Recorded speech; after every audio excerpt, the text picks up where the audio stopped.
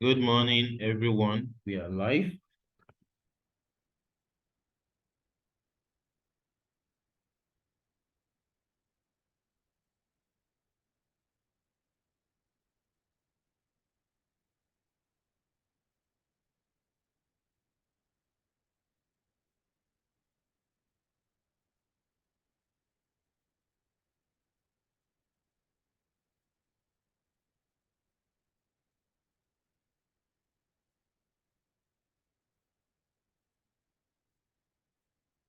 Good morning, everyone.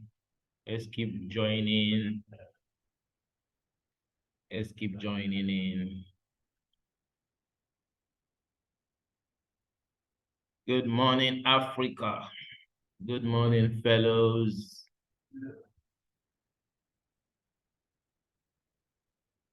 We have a few minutes to start the meeting today.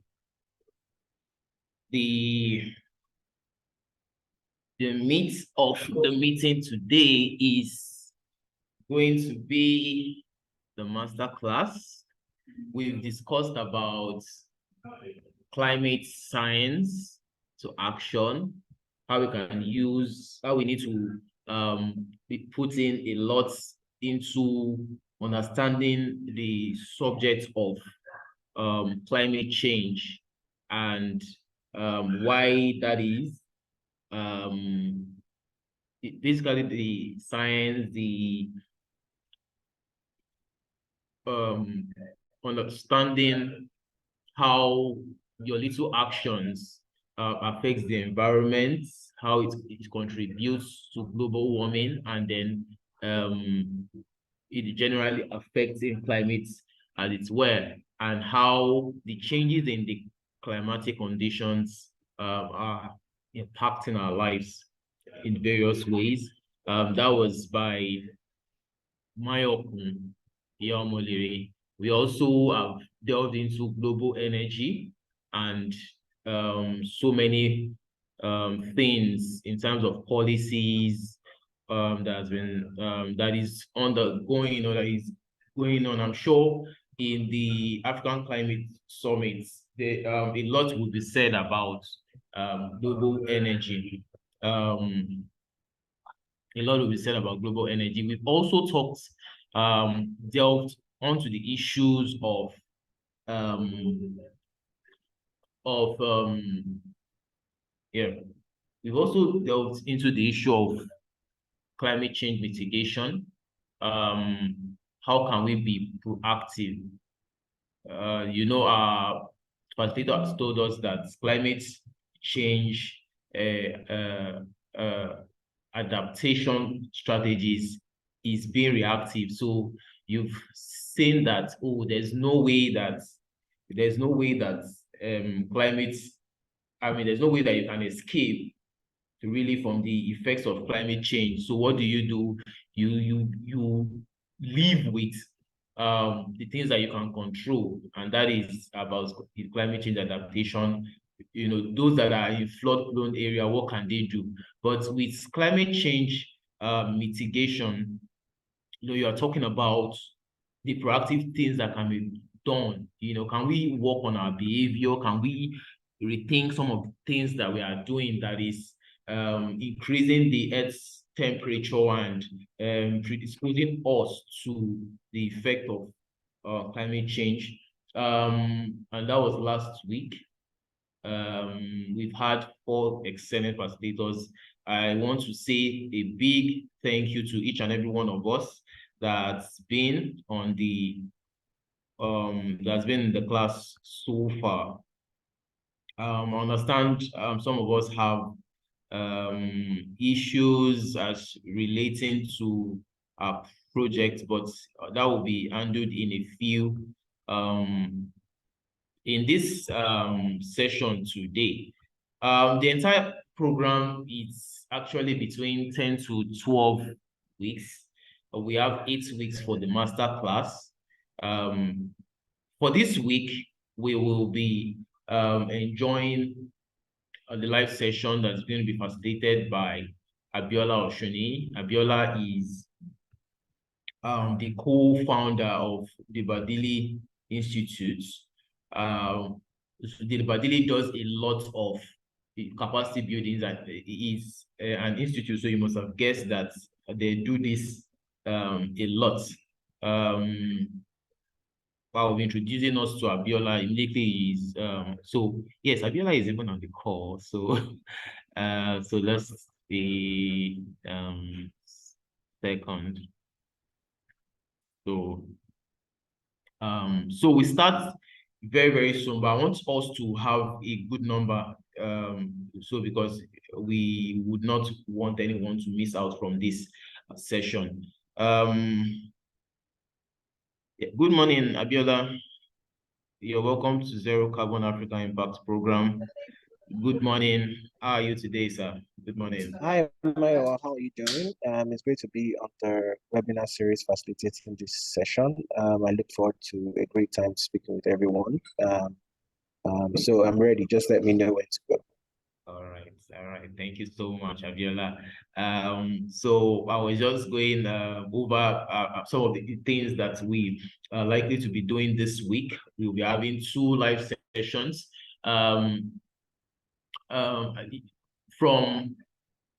some of the profile I'll be reading from Abiola is you understand Abiola is into a lot of spaces, into digital health, is into sustainability, climate change, environment. So you are in for a really, really fun time. So the learning experience is going to be massive. So I want us to really, really cue into it. Let's volunteers, country reps on the call. Please let's go ahead to share this information to our network. And if you're on this call right now, I want you to do something. Just go on to your social media, your favorite social media, and tag AC, tag the facilitator Abiola Oshunniyi. Is Abiola Oshunniyi on all social media, and say what you'll be expecting from this week's program on Zero Carbon Africa Impact Program. I see a lot of us on Twitter, now X. I see a lot of us on Instagram doing amazing jobs. I see us also on LinkedIn. So let's just go right now. Just take a second while we wait for our colleagues to join this call. Once we are about 90 to 100 kickstart, this course will be diving deep into how climate change is impacting our global, our health systems. But climate change is really, really doing a lot of damage, and it's actually worsening some of the present situations as it regards health systems, our service delivery, and all of that. And just sit back and listen to this while we take a few minutes to wait for others to join the call. I was going to just run through say something about the projects, right? And I think each and every one of us, there should be about 28 groups, and each and every one of us is expected to come up with a project proposal. And this proposal, please don't go ahead to carry out a project without our approval, without us being in the know. It's important that we help you to to really review and tell you what works and what we are able to cover from our end. So one of the key things I wanted to say about the project is that, one, your project has to be one that the timeline just covers a month. So anything outside 1 month will not be accepted. We are also mentioned that the project has to be, simple. It has to be straightforward. It has to be something that is implementable within those 4 weeks, and it could be in different form. It could be it could be a tech thing. It could be an online campaign. It could be a physical hangout, where we just meet and do some kind of, clean up. It could be anything. Just be creative about it. And like I said, it should not be more than say 1.5 pages of your A4 paper, so that it's easy for you to just know exactly what you're doing and who is going to be responsible for it. I think later today or at most tomorrow, I'll be sharing a proposal template that we can use to aid the writing of our proposal. I've been able to review, or we've been able to review some of the proposal. Excellent work. I've seen quite a number from Ghana, and so I also understand that not everyone is in a group at the moment. Please, we've looked for a way to work around this in order to avoid the situation where you are not in a group. We've shared the information on your country groups. So we ask that you just go on. So the instruction is look at, go to your country group. There's a list that is going around. Copy that list. If the list is at number 6, say for instance, with a name, just copy the 6 names, add your name and your location, so it's easy for us to use. And you don't have to wait for us. Ask for the region that you fall into in your group, and somebody will share a WhatsApp link where you can join and participate in group activity. With that said, we are making good progress. So let me do this, so that it's not just, it doesn't feel like I'm the only one talking. Does anyone have a question, perhaps a feedback from the program? Perhaps you have a comment. You like to say something, or you like us to hear your voice and hear what you feel about your experience about the program. Please, you can just indicate by raise of hands, and I would gladly allow us to speak. Okay, I have Rhoda here. So let me just do this.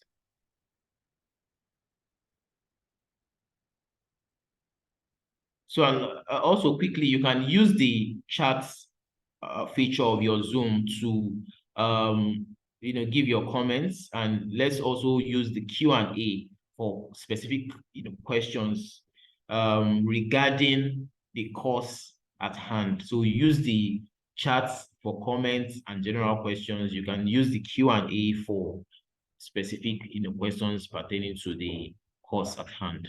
So let me allow Rhoda speak. Rhoda Mongena. So Rhoda, you just tell us, you can unmute your mic, you can just tell us your country of residence, and just go ahead with your question. Oh, hi, good afternoon. My name is Rhoda from Kenya. So the question about the projects, there's something I don't understand. Are they long-term or short-term? And if they are short-term, within which specified time? And if it's long-term, what is the specified time? And 2, the funding, is it as well short-term or long-term, or depends with the kind of project the groups have? Yeah, I'm from Kenya. Thank you. Yeah, okay. Thank you very much, Rhoda. I don't know if Bamidele is on his call. Okay. So while I'm waiting for him. So basically your project should be short term in nature. I know somebody had said something about impact, right? and let's know, and I'll explain that impact is more of a long-term, thing. And in most cases, from my experience, impact is not really attributed to what you do. So you could, how it is when you plant a seed and you expect to see a tree, but a lot of things goes into seeing that tree actually materialize. So you've planted and you've done the needful, you've tried to care for it, and then you also need some other things from nature and everything. So in most cases, where you begin to see impact is like several years, or when the beneficiary themselves are able to take whatever you've done and reproduce it in their community, such that the impact is not just attributed to just what you did, but what everybody did. It now becomes a communal thing and all of that. On the kind of projects, so the timeline will also give you an idea on the kind of projects. Basically,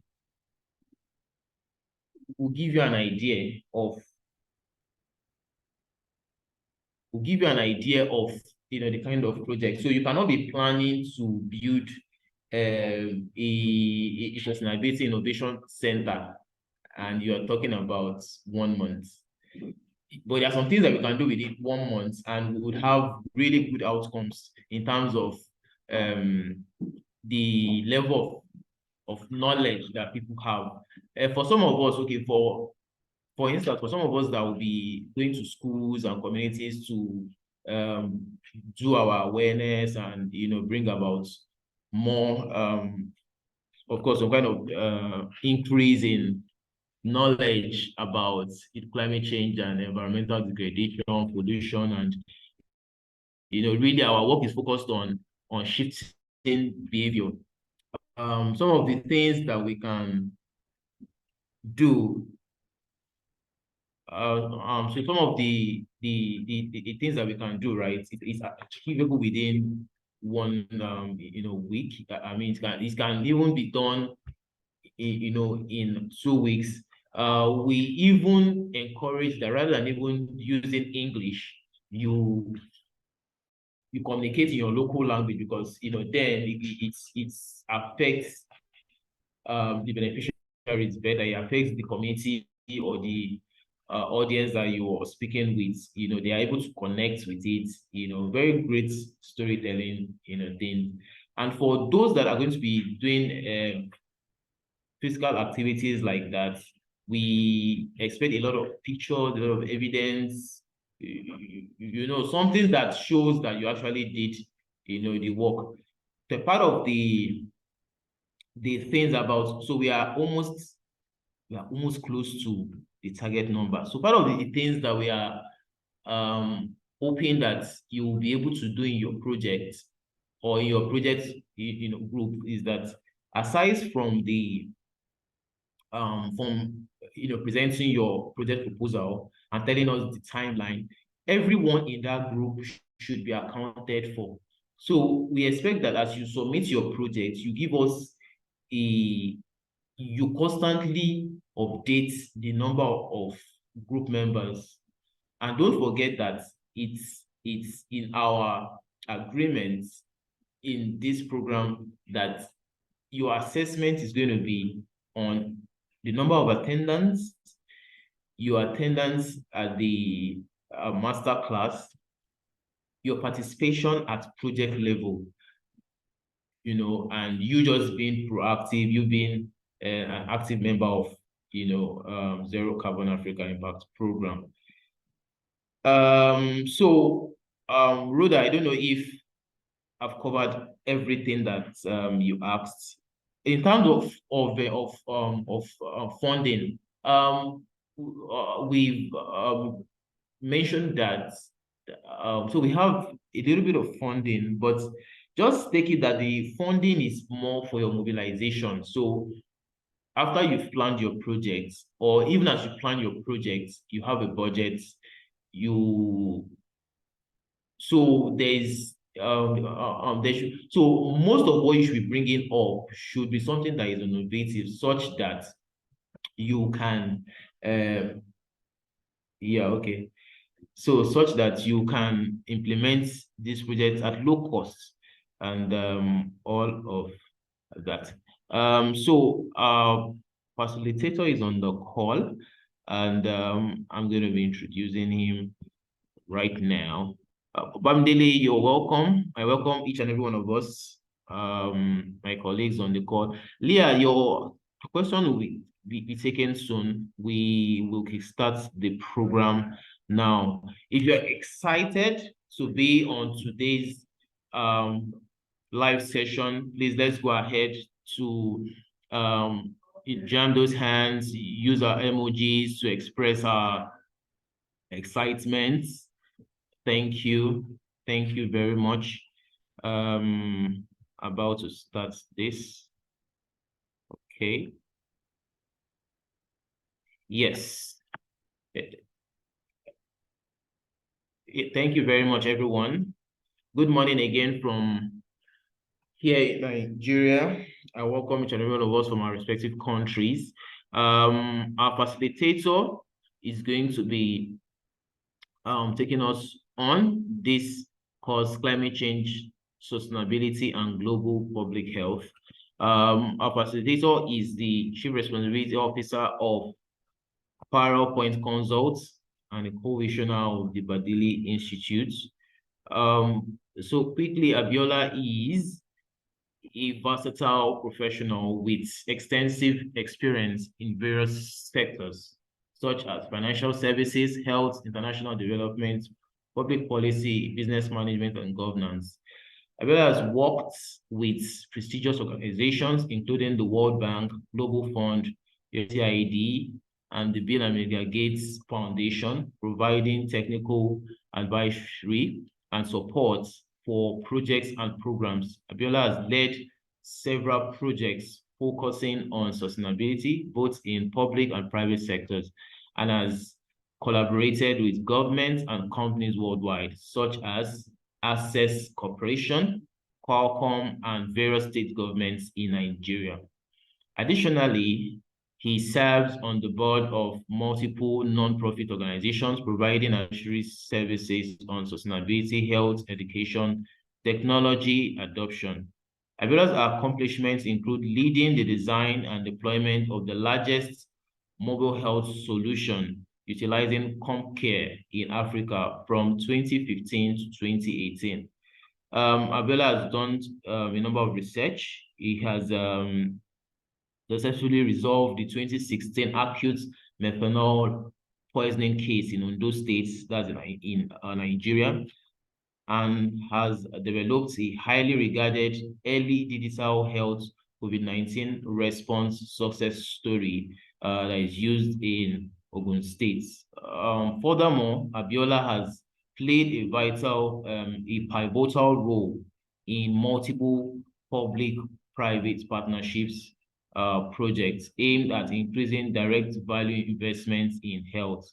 He possesses a diverse educational background, having received training from renowned institutions such as the UCLA Anderson School of Management, the University of Edinburgh, Massachusetts Institute of Technology, and the Lagos Business School. Abiola is driven by his vision to establish sustainable gold brands from Africa.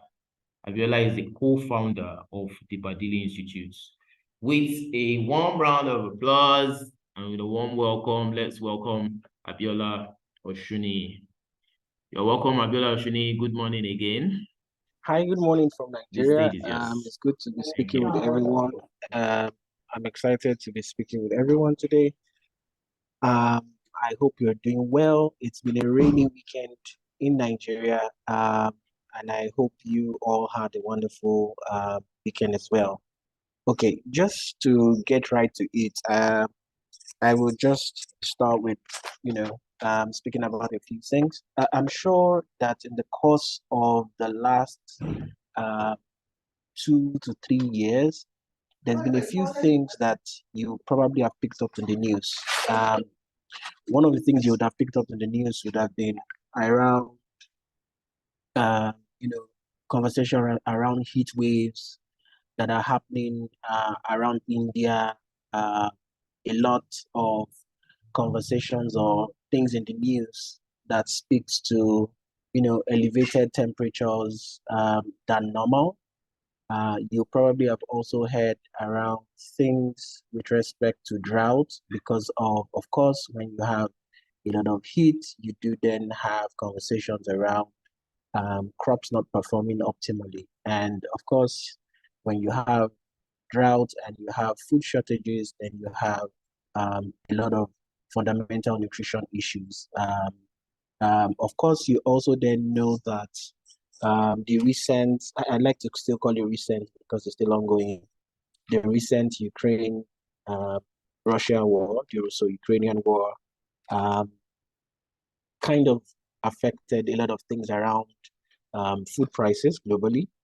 One of the biggest things you would probably see is with um, food uh, being being uh, sort of expensive. So if you're aware, the region of Russia um, and Ukraine, beyond them being the primary area for one of the primary areas for oil, they are also one of the primary areas in the world for things like wheat and a lot of flour related um, agricultural produce.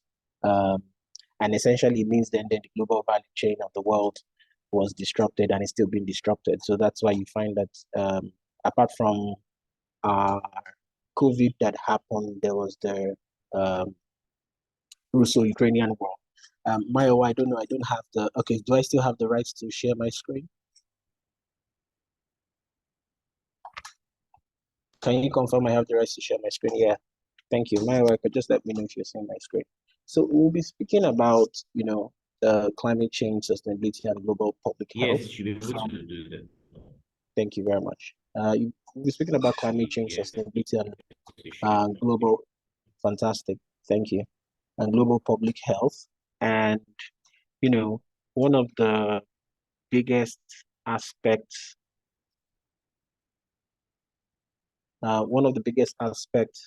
for um, global public health is essentially ensuring that all things are balanced within, first the healthcare perspective, but um, all of this eventually connect to, other aspects of what you see as um, the global, let me just call it the global circle of life, where, climate change and sustainability plays a typical impact. So the critical goal for this masterclass is essentially helping to equip young individuals across the global south and in low and medium income countries with the knowledge and skill set needed to address climate change, um, specifically alongside sustainability within the context of global health.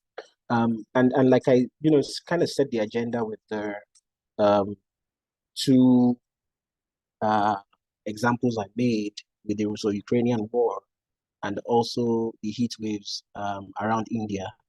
I just also wanted to add a few others. I'm sure that some of our folks, I remember that some of our folks from across other parts of Africa would have heard where Nigeria had some flooding. And one of the interesting things about flooding um, comes with the fact that um, you will be excavating or kind of moving disease pathogens from one side of predominance or prevalence to another because then the floods can move those disease pathogens there. That's one part. There's also the part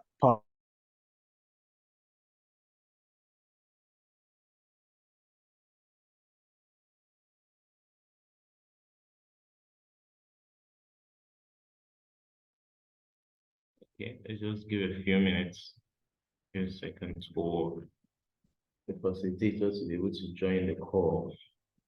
Okay.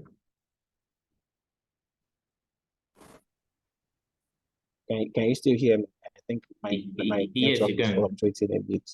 Yes, yes. But you're back. It's audible. Can you still hear me? Yes, we can. Okay. So every time you hear that there's flooding, you can check the healthcare data around that time. You begin to see spike.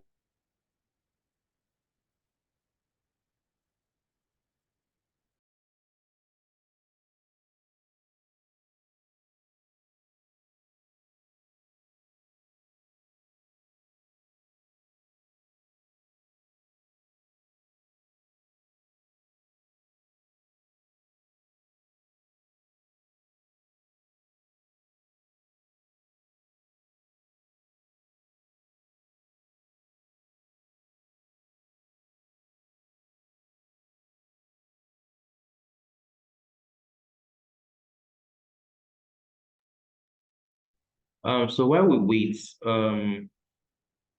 does anyone still have a question? I think the question on the projects has been sorted. I'm owing every of the 28 groups a project proposal templates. So basically, what does the templates um contain? So the first thing that you want to do is to tell us, the name your your project, a title, something like that, and a timeline. So would your project be for a week, 2 weeks, 3 weeks, 4 weeks?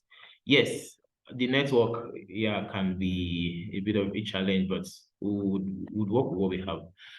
Aside this, the next thing you want to tell us is give a background of your project. So what we're trying to say is that what problem are you focusing on, in your projects, and why is it important? What's the rationale for you going, taking on that project? The third thing we want to look at is goals and objective. And all these things I'm saying, can be in should can be achieved with even less than um half of an A4 paper. The next thing you want to look at, aside the background, is your goal and objective, and how all of that is connected to the background. Of course, we say the background should capture the problem. Why is it important? What's it like, the rationale for your um project. Aside the goal and objective, um um then you're not looking at what are the key activities you want to bring up. Oh, okay. So the explanation on the funding, I'm sure that Bamdeli can, furnish us with more information. But basically, the funding is not for project per se, and I'm being very, very conservative, with that word. We know that some of us have something like tree planting in mind, and then you want to buy 10,000 seedlings and all of that. The funding is basically for your mobilization. And that will be factored in after you done the budget, then advise you accordingly. That's okay. Some people have shared their project ideas with us, and we saw like different activities there, and we actually feel that if you just take out maybe one or two activities, you're perfectly fine, right? So as I was saying, aside the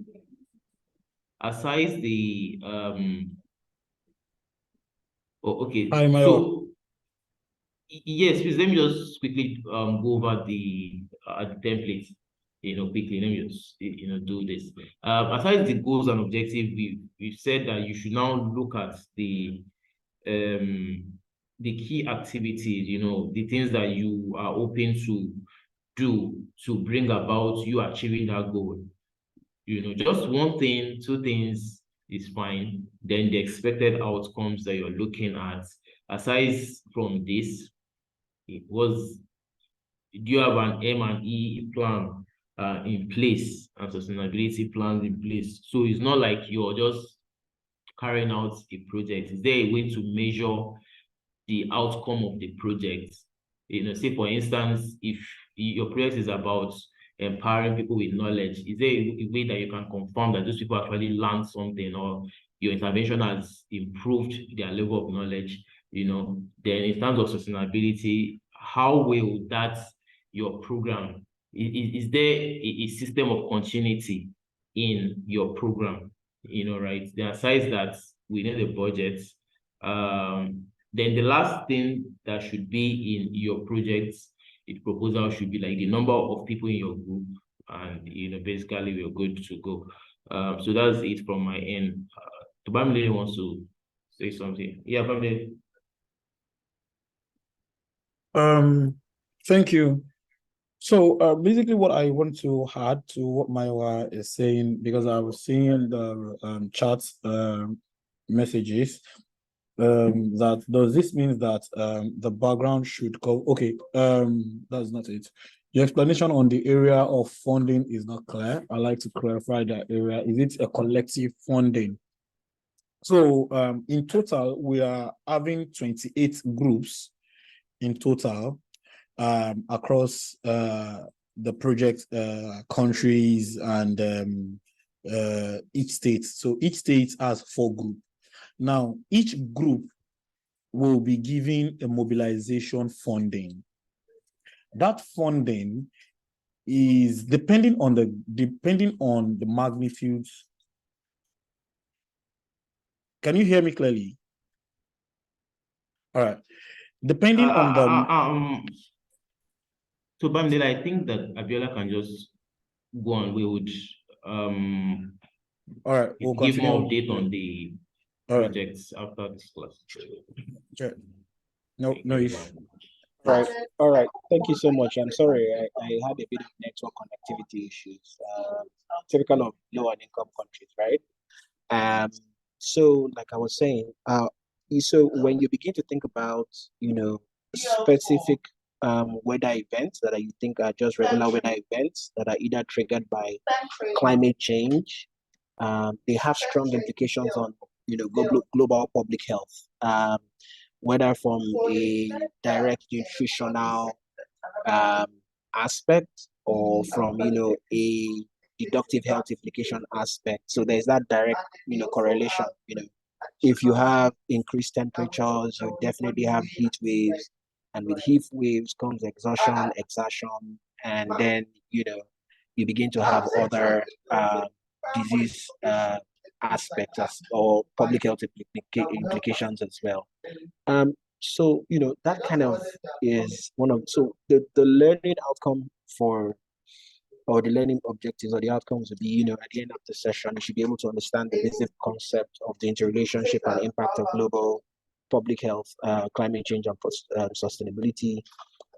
Identify key challenges and opportunities in addressing climate change and sustainability conversations with a full understanding of their public health implications. Then, I am very excited that you're talking about projects and programs. You should then be able to develop, some framework or some understanding around developing strategies to promoting climate change and sustainability within the context of global health. And then, understanding the rules of policies, regulations, and international frameworks in addressing climate change and sustainability. And this is quite a lot because we'll just be able to touch on it from a very high level point of view. There's a lot of deep dive, but this is supposed to be like a conversation starter for you and help you to understand quite a number of aspects of, this learning process. Then, one critical thing when it comes to public health and like every aspect of that you're public facing, you have to have very, very high capacity around communicating and advocating for change. And essentially, if you're going to be advocating for change from the perspective of global public health, you need to be able to thinking about excellent communication capacity. There's something as such as called communication for development, which actually cuts across within the development frame. So that's one key aspect that you will think about. I like to apologize for the noise in case you're picking up noise in the background. That's because I have I'm physically in the office at this time. Okay, so essentially, the first content is all about what is climate change, identifying challenges and opportunities, and developing strategies and regulations. Okay, so I know because you've gone through different programs and different modules, you already have a sort of mental framework of what sustainability is, and you already have an understanding of what climate change is. But from a more broader perspective, anytime you think about sustainability in a very simplistic forms, is ensuring that resources and capacity that you have right now is available for the future generation. And not just available for them, is also able to meet their future needs.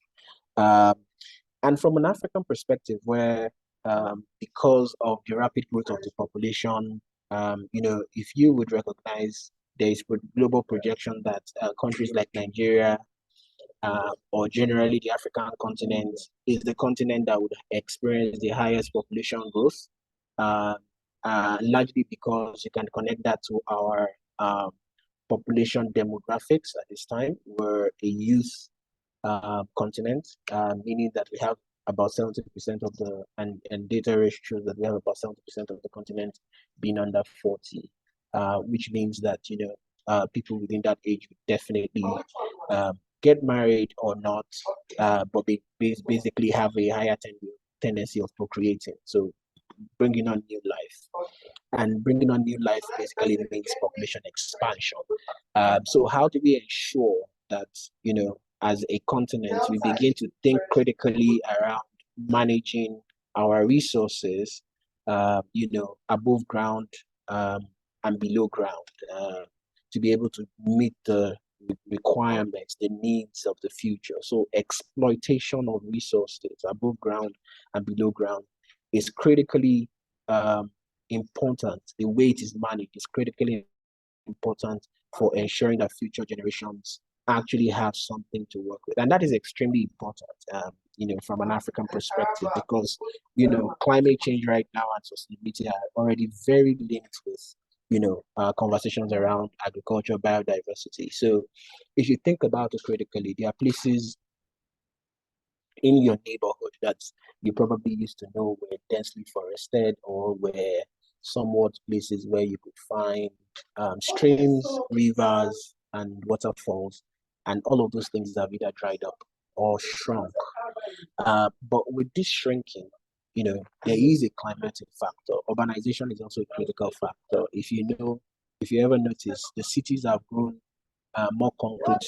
They are now called concrete jungles, and those concrete jungles have become such that they have encroached into the natural green areas. So, there are so many regulations that are trying to ensure that, first, the cities already have drained. So you have, urban, kind of programs that tries to do tree planting within the city. There's a more adoption of the idea of creating green areas within the city, and I'm trying to go away from the regular, right?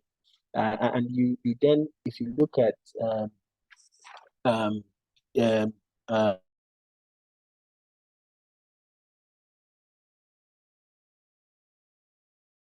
satellite maps of the world in vegetation cover. So places that used to be very densely populated, you will find that they are very sparsely populated. I had a recent visit recently to certain parts of Africa, and I discovered that places that in the 80s used to be fairly densely populated with trees are now becoming semi-arid zones. So you have a lot of green green wall projects across Africa as a climate resilience, climate adaptation strategy to ensure that those two, reforestation becomes the thing because deforestation is there. And one of the biggest things that we don't usually connect is the capacity of what the trees and what green areas do for us. So, beyond just giving us food, there's also that part of, significantly helping keep the temperature of the earth below the 1.5 degrees that we're looking at. So that's why Africa is a carbon sink. So anytime you're thinking within the concept of global climate change, always look at Africa as a critical player within that global conversation, because without the forest of Africa, without the green belts within Africa, the world would be a hotter place, if you let me say that. There's the conversation around energy, because we're largely fossil based, fossil fuel based. It means that we're doing a lot of consumption of the lower than we're doing a lot of consumption lower than the more than we expected to. So if you look at the growth of the population and urbanization and industrialization within the last 100 years and how the planet has grown, you will find out that with more population requires more resources, with more industrialization requires more energy consumption, and with more energy consumption, there's a lot of pollution, and so that's critical for you to be able to think about that, as population grows, there's more exploitation of resources as we begin to think about urbanization. So there's usually two schools of thought when it comes to climate change and sustainability, that how do we balance the conversation of exploiting natural resources and not being deleterious to the environment. So a sustainability expert and environmentalist will say we should reduce the consumption of natural resources for that. Meanwhile, the economists and other development experts will say we need to exploit the natural resources to be able to drive development. So there's an intricate, constant, almost conflicting school of thought. But the key part is, how do we use our capacity and our understanding to intricately create development while yet ensuring balance within the environment without causing too much harm for the environment, and within the framework of sustainability, ensuring that that resource is available for future generations. So that's something that is very critical to constantly have in mind. Now, when you begin to go a lot deeper, and at the beginning, I began to speak around the implications of climate change on global health.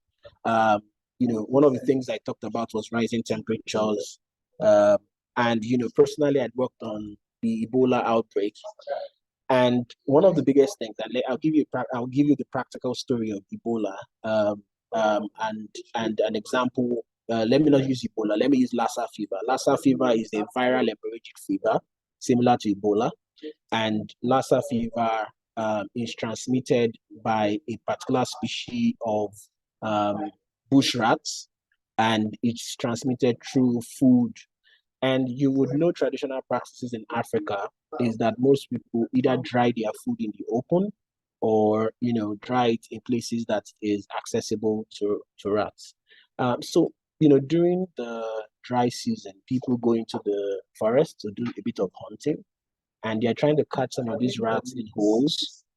And these holes, and so they set fire to the bushes. And at that time, the bushes are dry. So during the dry, it's like during the Harmattan season. And then once the rats begin to, of course, feel the heat, they run out and they run, away into places where they are. Essentially, they come to places, to human settlements, in search more for protection, not even just for food. So essentially bringing the disease pathogen to the humans. And it then becomes a circle. So essentially, if you break that circle of, poaching or trying to, hunt for the rats, the bush rats, you then are able to mitigate the conversation around Lassa fever. And now that's exactly how the circle within the public health conversation is. And anytime you stimulate wrongly a part of the chain, the global balance of life, you begin to introduce new things. So is it from the Ebola? Think about any outbreak that you've seen. It is very closely related to changing the balance of life. And that then creates, an event that usually from the human side, there's a big import on, human health, which is a public health issue. The conversations also then about food security. Of course, when you begin to think about the reduction in yield of crops, because crops are not able to perform optimally, the amount of yield that crops will do. So of course, that then leads to malnutrition and the rest. Now, so in cases where food insecurity is not only triggered by the environment, but climate change is so. Nigeria has had long years of the Boko Haram, the terrorists. The north of Kenya has had a bit of the Al-Shabaab. Every time you think about, food insecurity or scarcity anywhere, one of the things that you should always think about is anywhere there is significant impact of climate change, it would upset the environmental balance, which will cause food scarcity of resources. And anywhere you find scarcity of resources, there's usually a conflict of people. So there's a strong relationship between that imbalance caused by climate change and the heightened tension that you see. So you would always see a lot of conflict. So you see people fighting over land, because if there were lands that were, basically resourceful enough or rich enough to be able to produce food for everybody in that zone, nobody will fight about, limited land because of the richness in the soil. Nobody will fight because of limited water sources. So automatically that begins to create conflict. So every time you hear about a terrorist group, you would always see connections to conversation around the fight for some conversation about limited resources. And anytime you have conversations about limited resources, there is, even if it were a dotted line connection, to climate change and the impact of climate change on getting those resources to be limited. Specific to water, you would have conversations around when you don't have enough water. You have conversations for poor hygiene. You have waterborne diseases, and you have a lot of contaminate things that you probably have been able to manage as contaminants. I remember clearly that there are certain diseases that you sometimes find that are what you would have said eradicated, and they are deprioritized. But when climate events happen, you might begin to find that there's a resurgence of those diseases again, and that may be related to just the movement of specific things within the environment around there. And one of those barrier points is usually things like flooding and drought.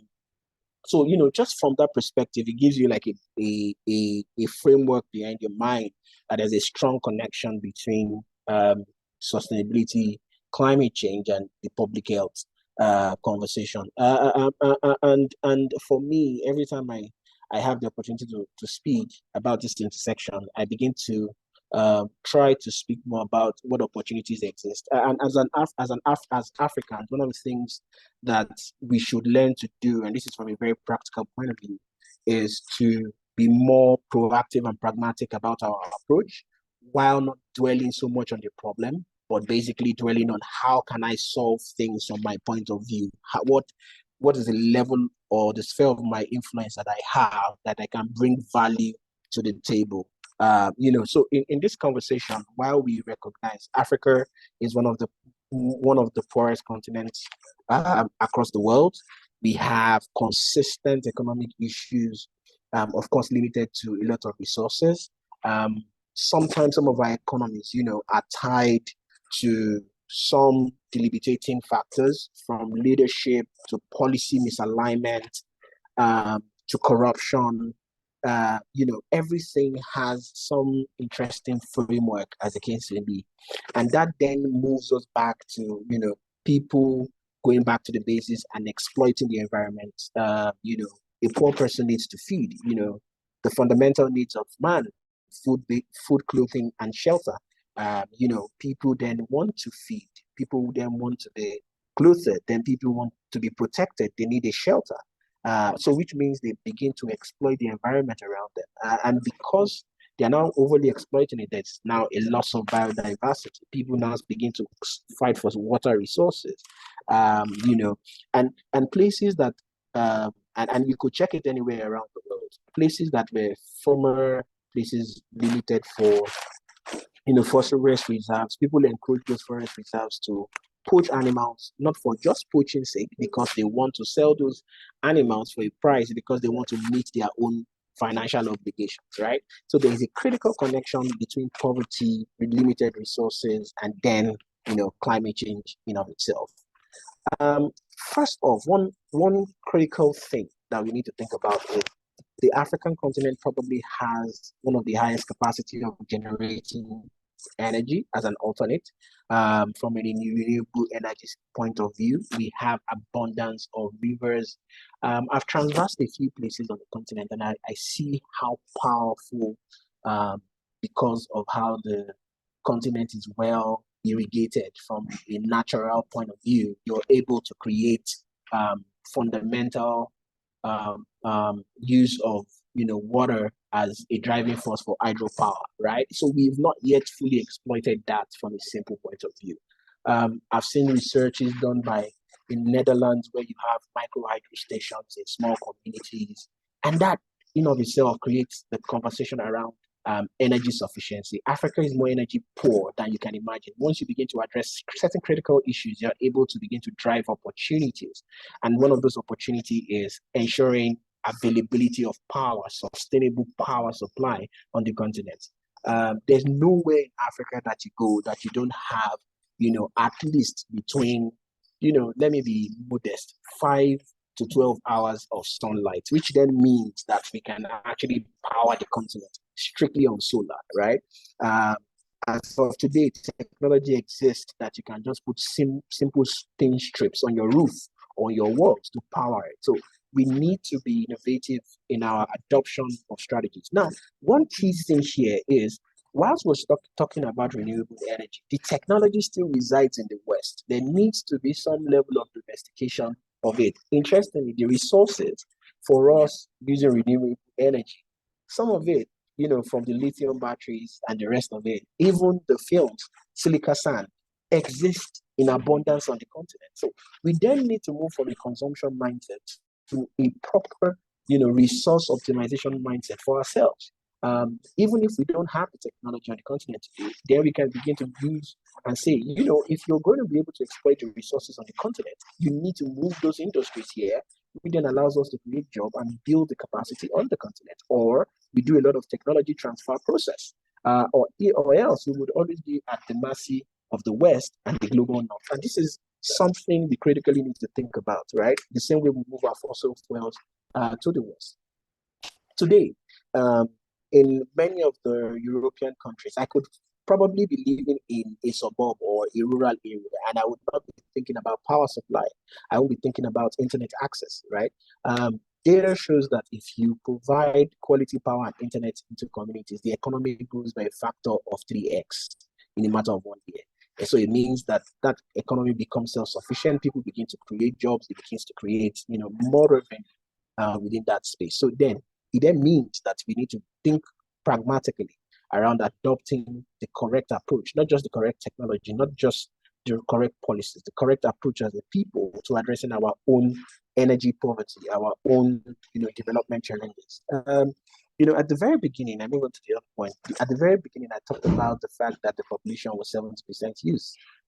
So two schools of thoughts are of the fact that with the youth population, you're, heading for a lot of trouble, because if the population is unguided, and if that population is not properly tutored, that population becomes too dependent. We already know the rate of unemployment on the continent right now.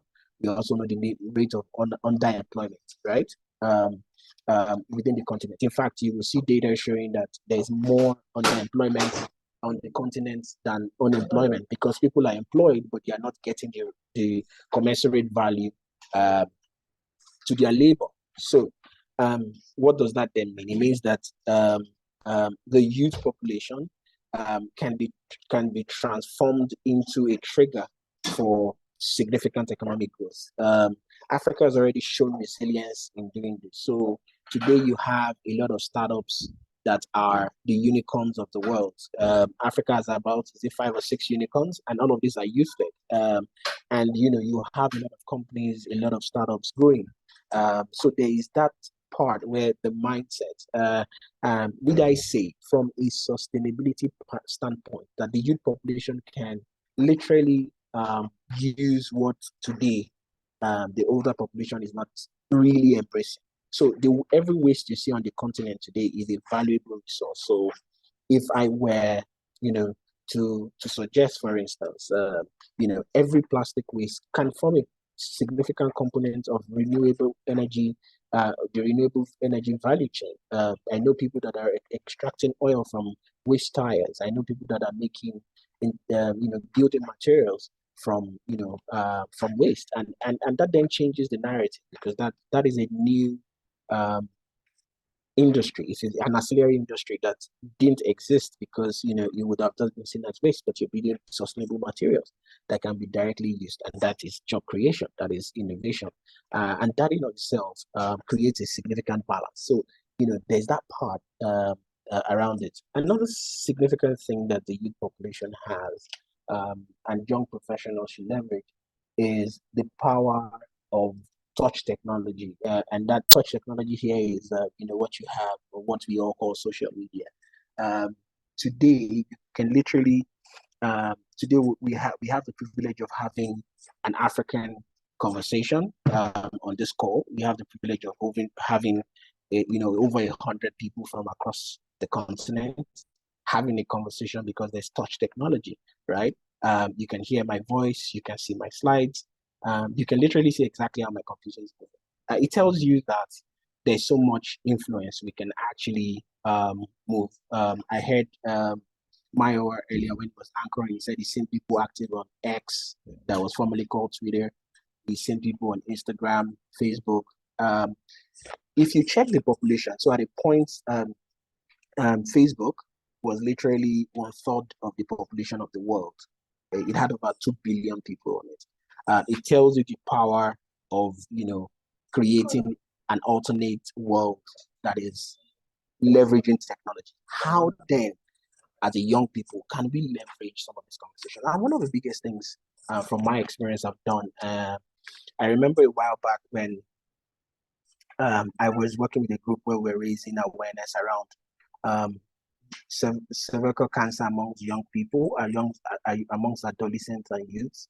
And it was we just had a tweet friends, and the tweet friends had over 20 million people that came together to have that conversation. They saw it, they were able to have a conversation, and we were able to raise awareness around it. And that same platform gives you a simple hashtag can trend. We understand the concept of trend already as young people. A single hashtag can trend, a single post, a single tweet, a single shot or reel can go viral. But because you're focusing on something that is important. So today you have people that are travel bloggers. So we should be able to have champions within the public health slash climate change slash sustainability intersection space, championing change. And you don't have to do anything other than write a fantastic article a day, or write a significant post a day, something small, something, but that incremental consistent factor gains you significant traction. So those create key opportunities.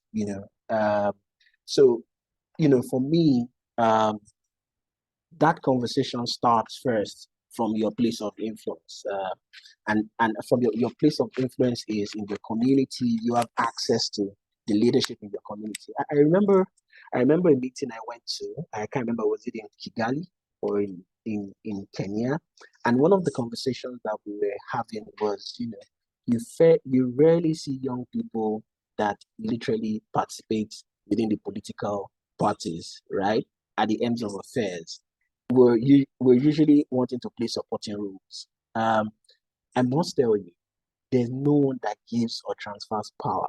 Power is taken. So you must find your seat at the table and have a conversation. But before you must find your seat at the table, you must build credence, credibility, and capacity to be able to show, value. And in showing that value, Now, like I said, if somebody comes to you and I use an example, I have a following of, say 2 million, 20 million people on the internet, and I have a significant influence amongst the youth population, you would have no choice than to reckon it. I may be a climate justice influencer, but I have significant voice within the populace. That is something that gives me a seat at the table. Now, with my seat at the table, then I can then begin to pragmatically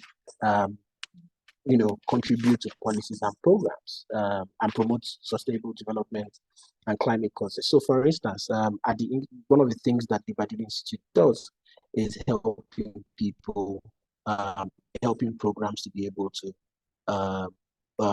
grow visibility with respect to specific critical issues, gender implications of climate change, and conversations around policy and policy evaluations with respect to their inputs in areas, and that then begins to make you think that, and you don't. One of the impressions that has been created over time is that you have to be a super expert to be able to contribute to it, right? Meanwhile, climate change is so local that you are experiencing it live, and there's nothing like a user perception on something or a first-hand experience example of something. So if an insecurity matter happens to a person, you can't limit the fact of the import of how the person can bring value to changing that narrative in the future. So it's about how do you want to change the narrative based off of the capacity that you have today. So I am more an advocate, but some people are activists. How do you want to create your own sort of activism that makes it powerful? Using so many things. I have a friend that is a phenomenal photographer. And what he's been doing over the years is that it captures images, and with those images, he writes simple tweets. I just wanted to reflect on something that happened in the world. There was a time a photograph just showed a child that died on the beach side. It was just the corpse of a baby on the beach side. And it was a conversation around the Palestinian war. And that changed the narrative automatically because the world saw it and it became a viral shot, and people wanted to understand, what can we do to really do this? So if a simple photograph, today we all have mobile phones. I can bet that quite a number of us are joining from our mobile devices. And so essentially you already have the powerful tool in your hand to do that. So, the other part of it is that the internet is awash of capacity development, resources. The internet is awash, from simple as Canva to, simple tools that you can use to create significant, beautiful productions that you can push out there and build your, activism platform or your advocacy platform, and that's on the very lighter side of things. I would charge you fundamentally to look at your laws, your local laws and local policies, focusing on climate change and sustainability, and even the public health perspective of it, and then begin to have engagements with your, local teams, your local, what you would call local government. I know Kenya has, the MCAs. You need to be able to have conversations with your local, create local action, if you let me say that. There is refuse in a place that is not picked. Your water supply is not consistent. The quality of water is not consistent. You just need to pay a bit of attention to that. And that's exactly how you ask for social accountability. Social accountability leads to better quality of life. Better quality of life, you can then influence change with respect to that. And one key thing, right, is many times there are conversations on how do we then build an economy that is viable, that is both environmentally friendly, and then creates value for us, which speaks to a bit of circular economy. And it is key that your involvement helps to begin to see that. Unfortunately, the people at the leadership, and quite a number of people that have a old mindset of implementing programs or implementing strategies or implementing development, there is the need for fresh eyes in seeing how things can be alternate. And that's a valuable school of thought.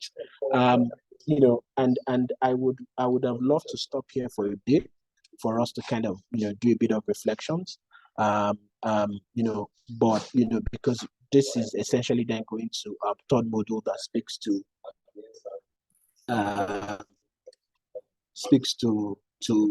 kind of developing strategies and ensuring that the right strategies that we develop are aligned. So I would want to stop for a second and kind of get what I can call feedbacks from those on the call. We would entertain a few feedbacks for a few minutes, based upon what if I were to give you the process of creating community action in your community right now, how would you create that community action to be able to promote some of the critical conversations on climate change around you? Let me pause here for now. Bye.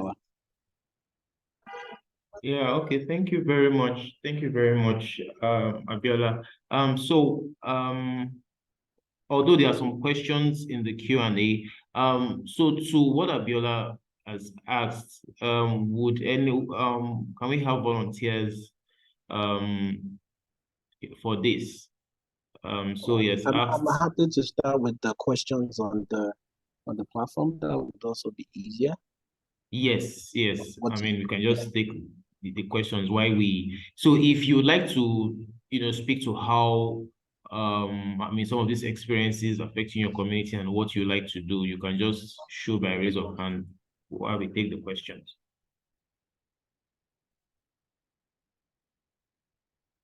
All right. So there's a question here. What is LMICS? So that is low and middle income countries. That was asked by Toluwalashe Abiola. Any other question? Okay, so there's a question for you, Abiola.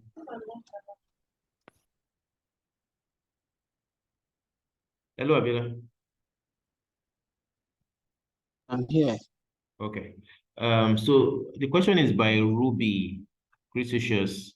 It's saying that how can we so this question is not so clear, so you might probably have to resend your question, Ruby. How can we stable the balance around food security?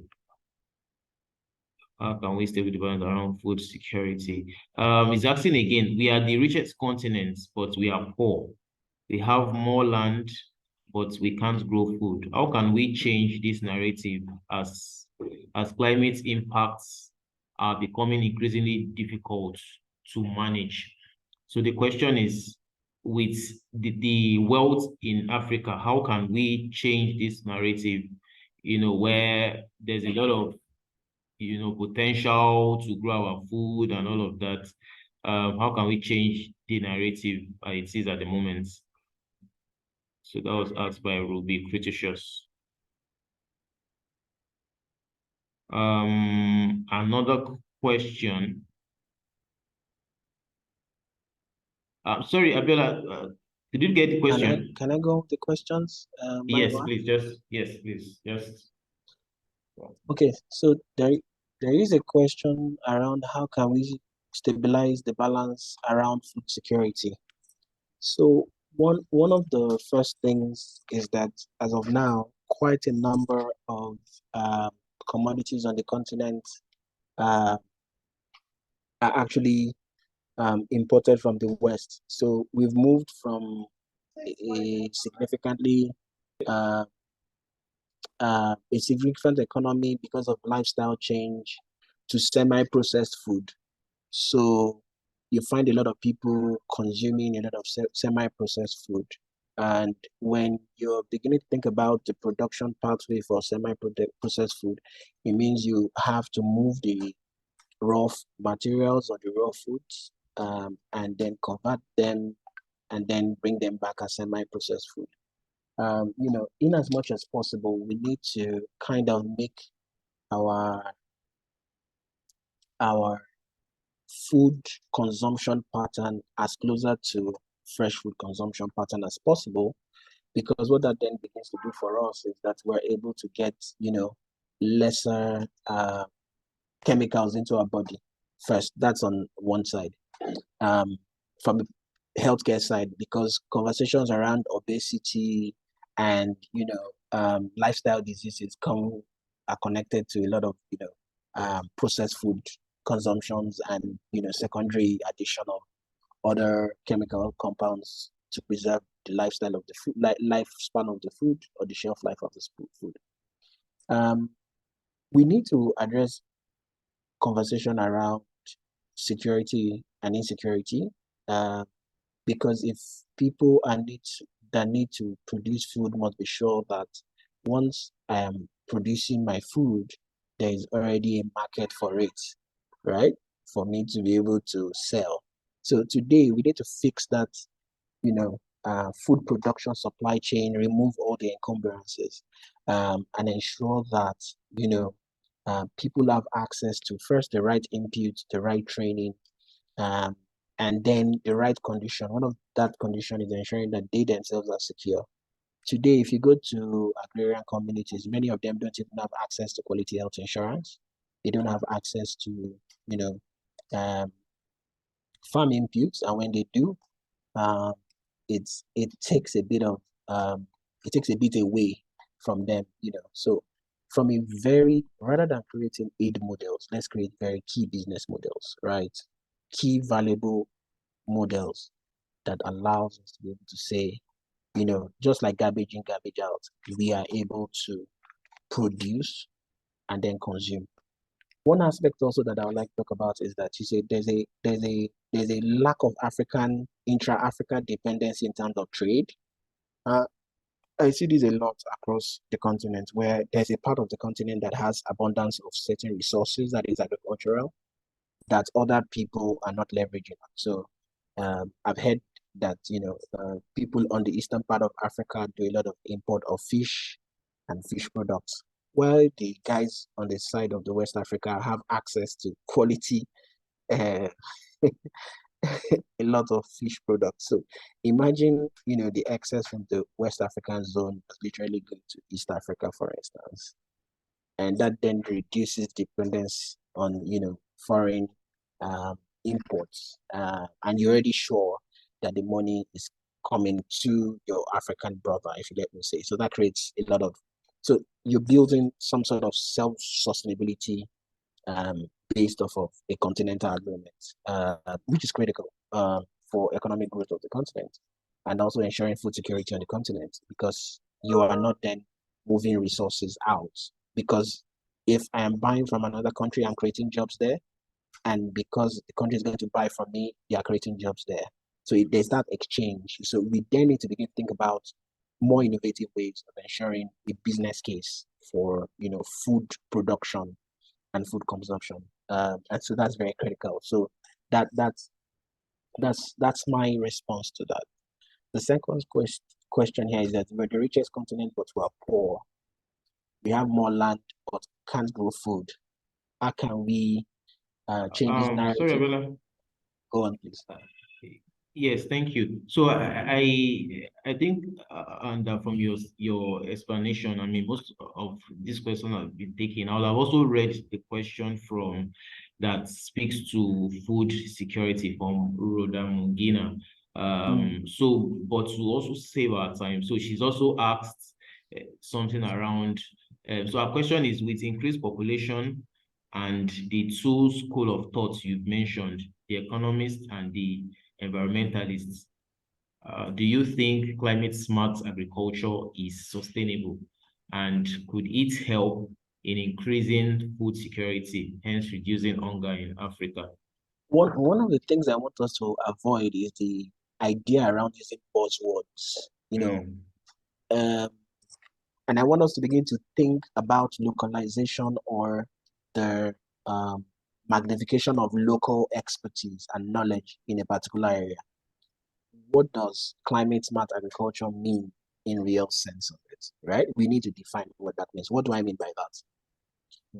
If there is a local practice that has improved food production that is age-long in that area and has ensured consistent availability of food, why change it? Why not magnify it? And that's one of the biggest problems we have. While adopting a way, I am a big proponent of mechanization, but you can mechanize in line. So I say technology should improve capacity, not replace capacity. So technology should help you enhance capacity. And another problem of technology is that where the capacity is not existing, or where there are bottlenecks, technology will magnify that problem because technology is essentially an enabler. So when you say climate smart agriculture, Africa already has, practices that you would probably say are local. Can we learn from those practices and begin to glean some, insights of those practices and ensure those practices then begin to build value? So let me give you an example. There's something from agriculture that we call, land rotation. And this is something I know from, elementary agriculture where people would plant in this season, plant this crop here, then next season they move to another piece of land. There's a bit of rotation that they do, or they do mixed cropping. Today you have intensification of, for agricultural production where you have either a single crop being produced on land, right? We need to then begin to think around how do you join different aspects of our, production pattern and ensure that it is valuable enough. I give another example. A while back, I heard that there are breeds that have been made, not necessarily genetically modified, but have been adapted because of temperature. And essentially, what has happened is that those crops grow regardless. You could call them climate resilient crops. They build resilience over time. And, in a bid to increase production, sometimes we move away from those crops. We pick up the hybrids because of, so essentially those crop value chain dies out, right? We need to revisit those crops and ensure that, and for me is more climate smart than us adopting new technology. So when something works, why don't you learn from it than overly change it? You need to begin to think critically about how you change that. That then begins to allow you reduce, hunger across the continent. That helps you begin to increase confidence because people already are familiar with some of those crops. They already have history around it, and they already understand some of their practices. You're only enhancing the capacity in that regard. So that's critical for us to understand. I hope that provides a bit of context and answer to your question. Yes, I presume. The last question, so before we get back to the class, is something on healthcare. So Robert Asuwe Atipium, I'm sure I must have ordered that name. So his question is, what kind of training do healthcare workers need to communicate clearly on the impact of climate change on public health? The question again, what kind of training do healthcare workers need to communicate clearly on the impact of climate change on public health? He says he's asking the question before a lot of people get more confused about climate change conversation. So thank you very much. Yeah, kind of thank you very training. much, Maiwa. So training for healthcare workers is, is cross-cutting. First, what are the fundamentals of climate change? Now, for a healthcare worker, they may not be able to, should I say, extrapolate or connect the dots of climate's impact on health, but they are aware of it, if you let me say what I'm saying. So they understand that if heat waves happen, if, from a public health perspective, once there is, maybe like flood or drought, or there are usually public health implications for certain, climate events or climate processes, right? So they kind of elevate the level of preparedness around some of those climate events because they have corresponding import on public health. But more importantly is the fact that, there needs to be that training and connecting climate change effects directly. From an individual point of view, there needs to be that strong awareness of, what do I do within my sphere of influence to be able to mitigate or reduce, or if possible, as we move further, eliminate the impact of climate change in a particular area. So what do I mean by that? If there is going to be heat waves and maybe the National Meteorological Association or some weather forecasters talked about the conversation around heat wave, it is now beyond the general government conversation around that. Public health officials or healthcare workers are supposed to inform their clients, whether patients, their clients in their own communities on this import. Yeah, it now becomes their responsibility. So they need to be trained on, communicating some of this climate events and their imports on people, like what we've done with maternal health, like what we've done with any emergency outbreak, how we communicate those things, at that level of the implication. We saw the amount of communication that was going on around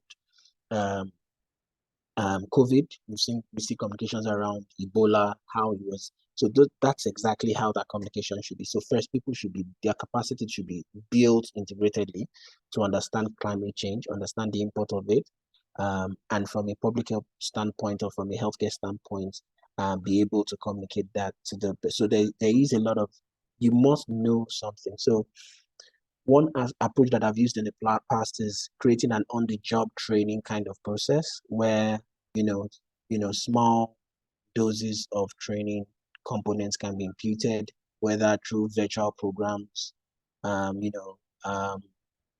short courses that just build the capacity of the healthcare worker on the job, with not necessarily having to pull her out. And when there are real reasons, they have to be pulled out. Another key thing is that, from a regional or policy or national or, sub-regional policy framework, there needs to be that component embedded into the healthcare process.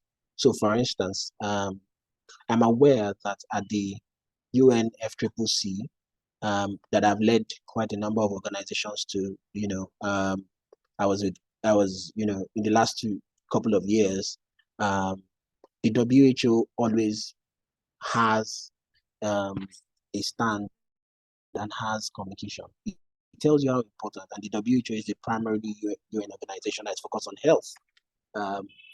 So, which essentially means that, healthcare is a critical focal area for climate change action. And there's also both the mitigating plan.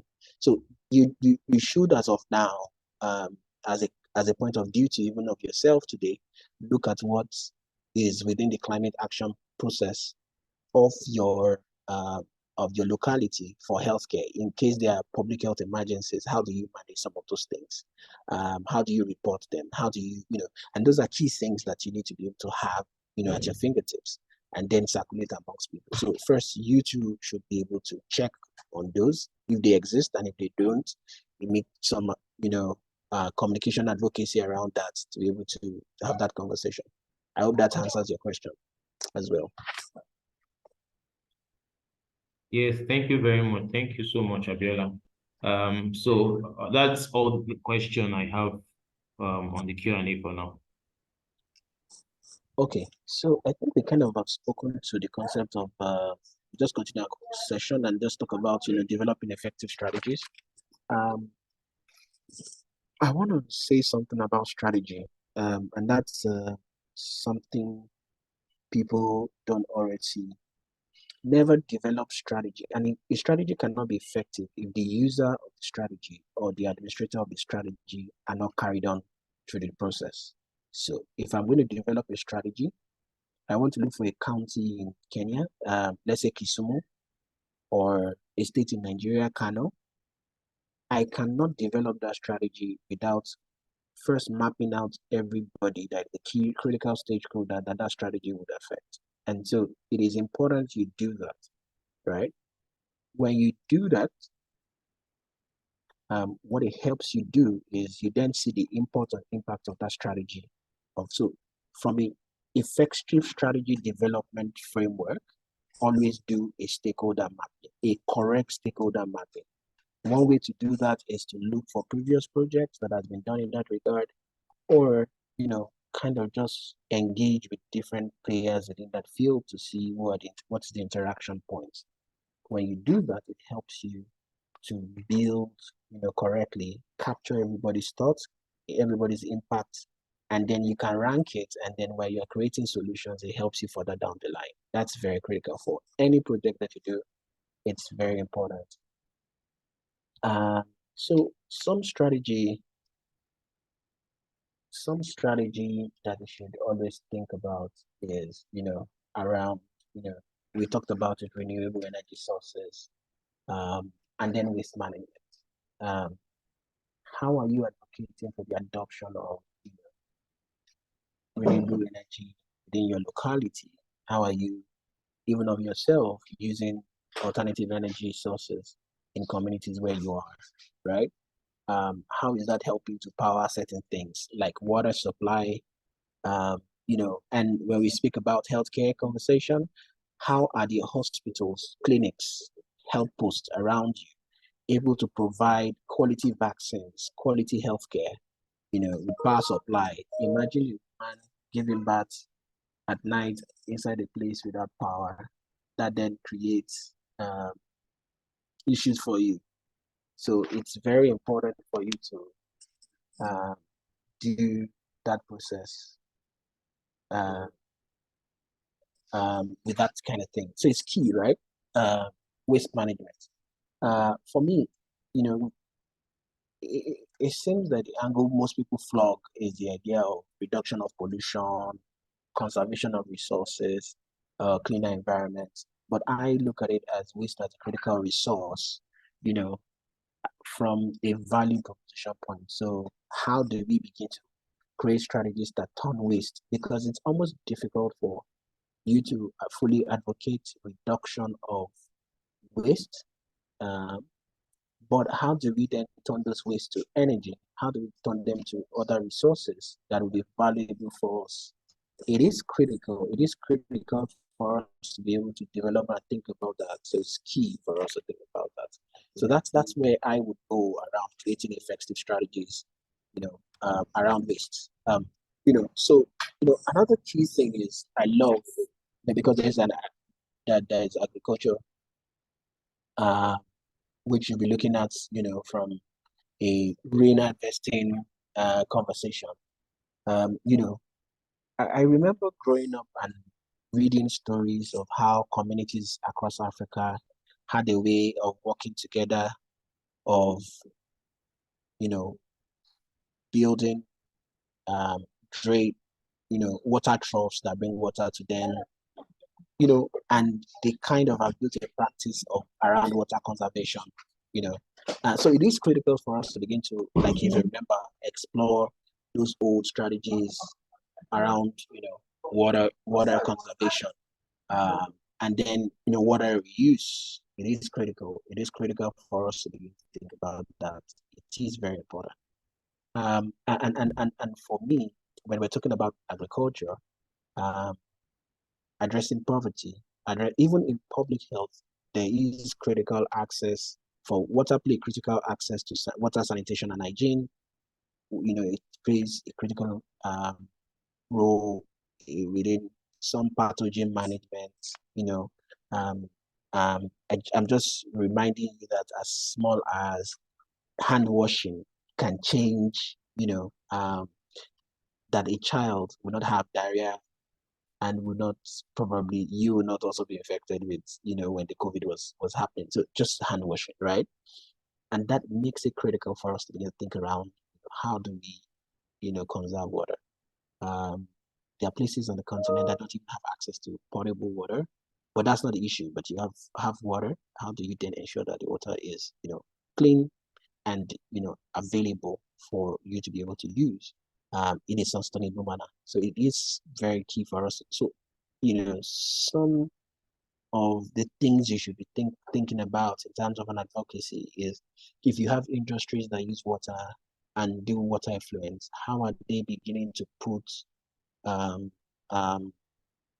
the process of recycling the water or cleaning the water and making it fit for use within the environment? How are they creating water efficient technologies that they don't consume a lot of water in the process, and ensure that water conservation is key. So water conservation as a part of both the intersection of public health, climate change, and sustainability is extremely key. And for us to really think about it and build strong conversations around them. The other part of it is around policy and education. Uh,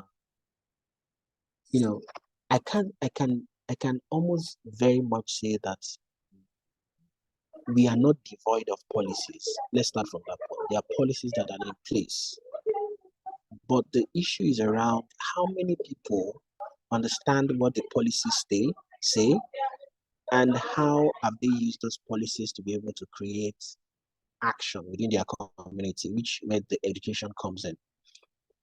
So even for your project, I can advise that you can review some of the policies around you, and then begin to build education for people. That is a significant impact, around building social action, social accountability, and social education. Town hall meetings that actually tell people on what the policy says, because policy documents are very extensive. They're very difficult to understand.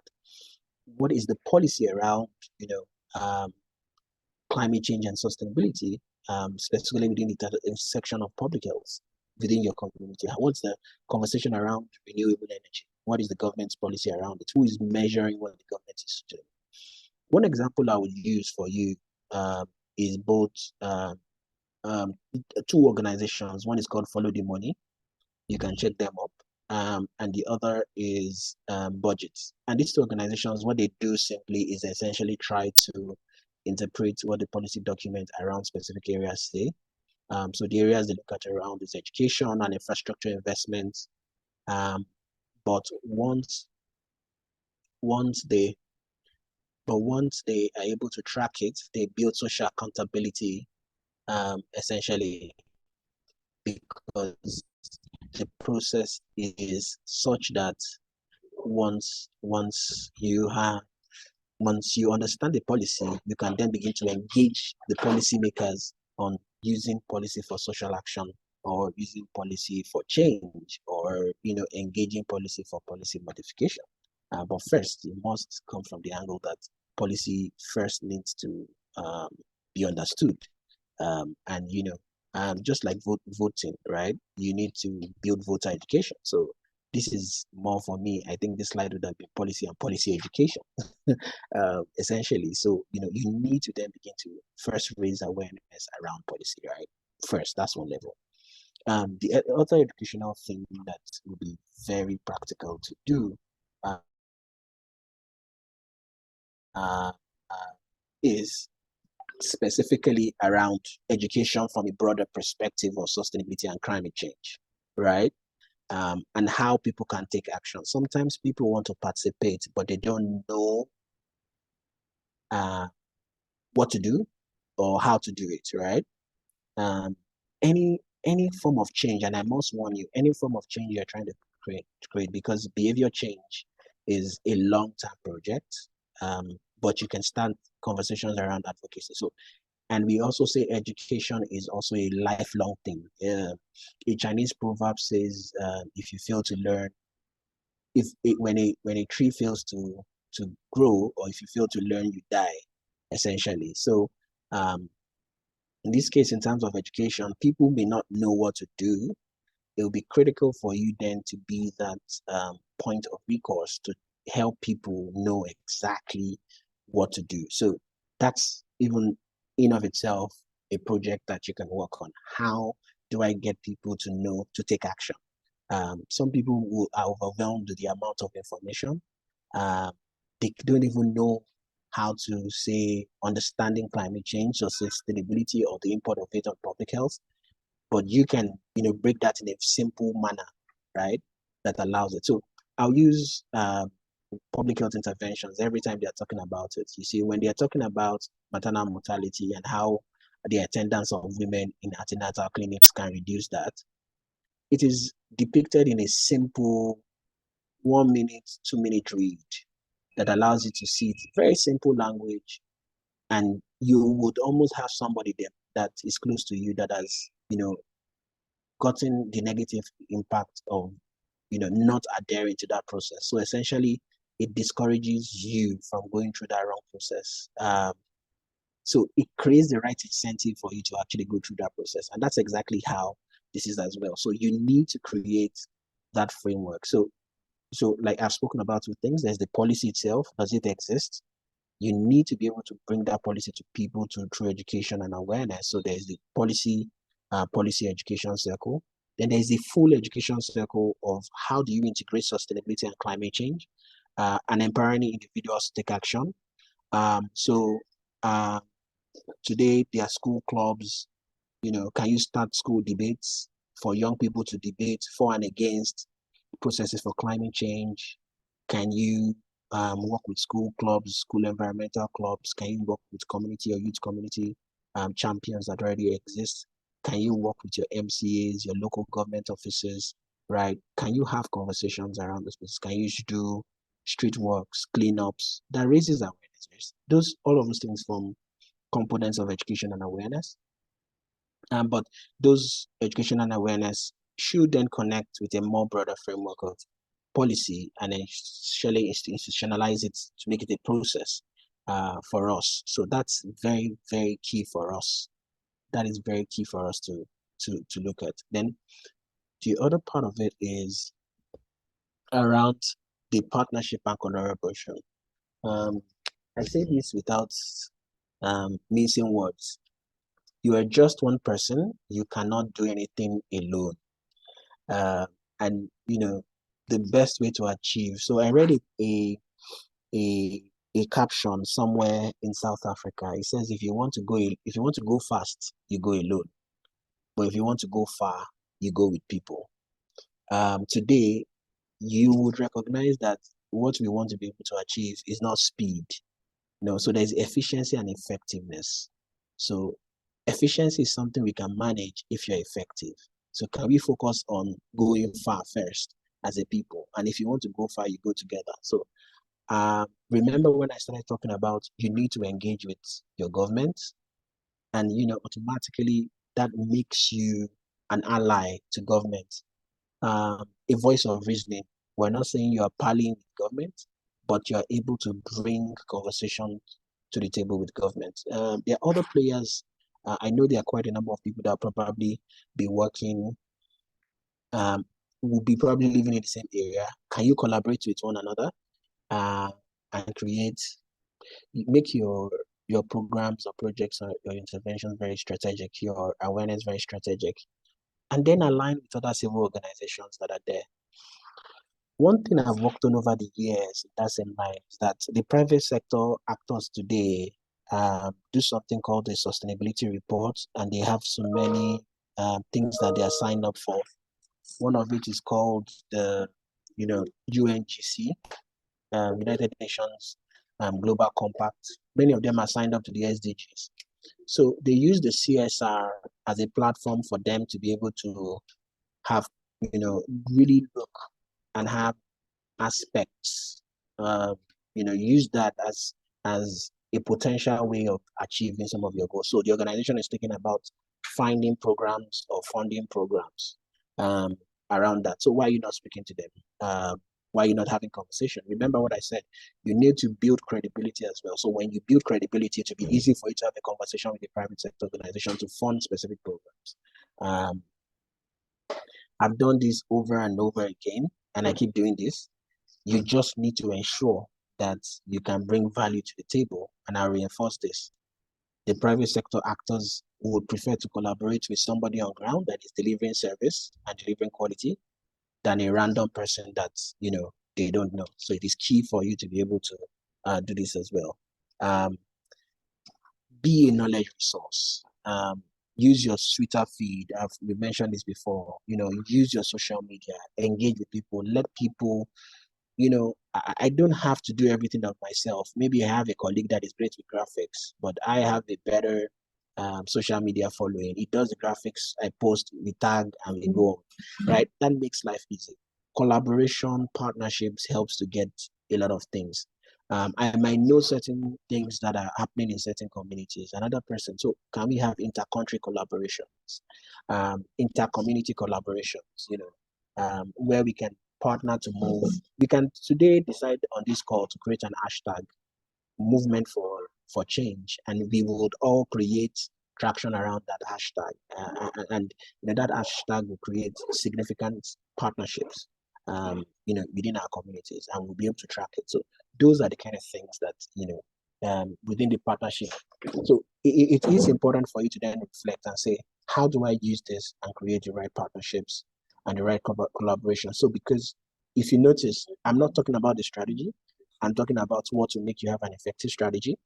And that is very critical for you. So find the right partnerships, find the right collaborations, and ensure that, because many strategies are just paperwork that never gets done. So how do you then ensure that those are done and you build the right strategy? And when you build the right strategy, it's building ownership, is mapping the right stakeholders, you're finding the right collaborators and partners, and then you're building, the community base to actually implement them. I would stop a little and just hear, essentially, because I know we have about 15 minutes to the end of this. And, this is something I know we can catch up and read on, but I just wanted us to kind of reflect on, just kind of talking around what specific strategies.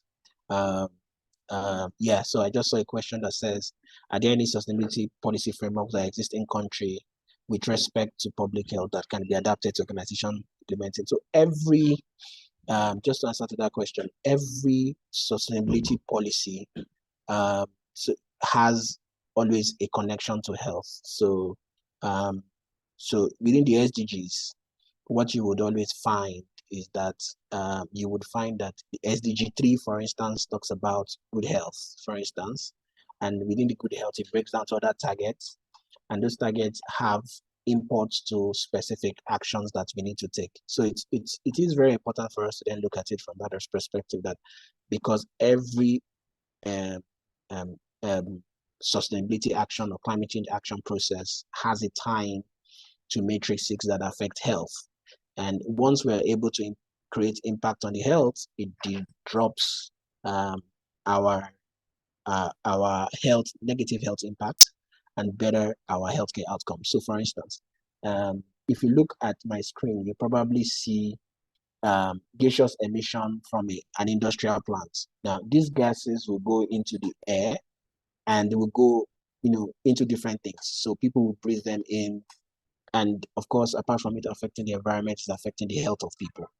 So you then see, if you reduce or manage the flare down here, you automatically manage, the public health impact of this. So that is just a direct correlation of that, for instance. The use of wood or coal in cooking at home and transitioning them to more sustainable power, energy saving stoves that does not use fossil fuels or wood, for instance, automatically changes the reproductive health impact of using specific kind of coal and fossil fuels in this regard. So that's very key. So you can see how that direct correlation already exists, even by just taking action in one particular area for sustainability and climate change for healthcare. So there is that strong correlation between building a positive sustainability policy and building good public health practices. As in, if you provide potable drinking water in certain places or give access to clean water in a particular place, what you automatically do is you improve water sanitation and hygiene in an area, reduce resurgence of things like cholera and diarrhea or dysentery, and the rest of it. If you have good sanitation practices where you reduce things like Lassa fever, and things like cholera as well. You reduce things like malaria because it is pathogen dependent. Right? Can you see how that already creates a web of influence just by doing a specific thing? So when you're thinking about policy in of itself as well, you're thinking of a policy that has multi-layer impacts on different aspects of society based off of that. So every sustainability policy should have that multi-tiered strategy or multi-tiered impact on location. So, I don't know. I hope that answers a bit of that question. I say question is how can we balance climate change and poverty, essentially when economic activities are destructive to the environment? Yes, it is key for us to think critically and say, how do we create the balance, right, in between? So what is causing us to be poor? Is it essentially a climate change issue? Are there ways to drive economic growth without destroying the environment? And that's the short answer is yes, there are ways to drive economic growth now without destroying the environment. So how are we looking for what you call today green jobs, green ventures that can build economic value and then build a lot of growth within the economic sphere, right? So when you begin to think about it, environmental positive jobs exist, and those should be the ones that we should literally look at, right?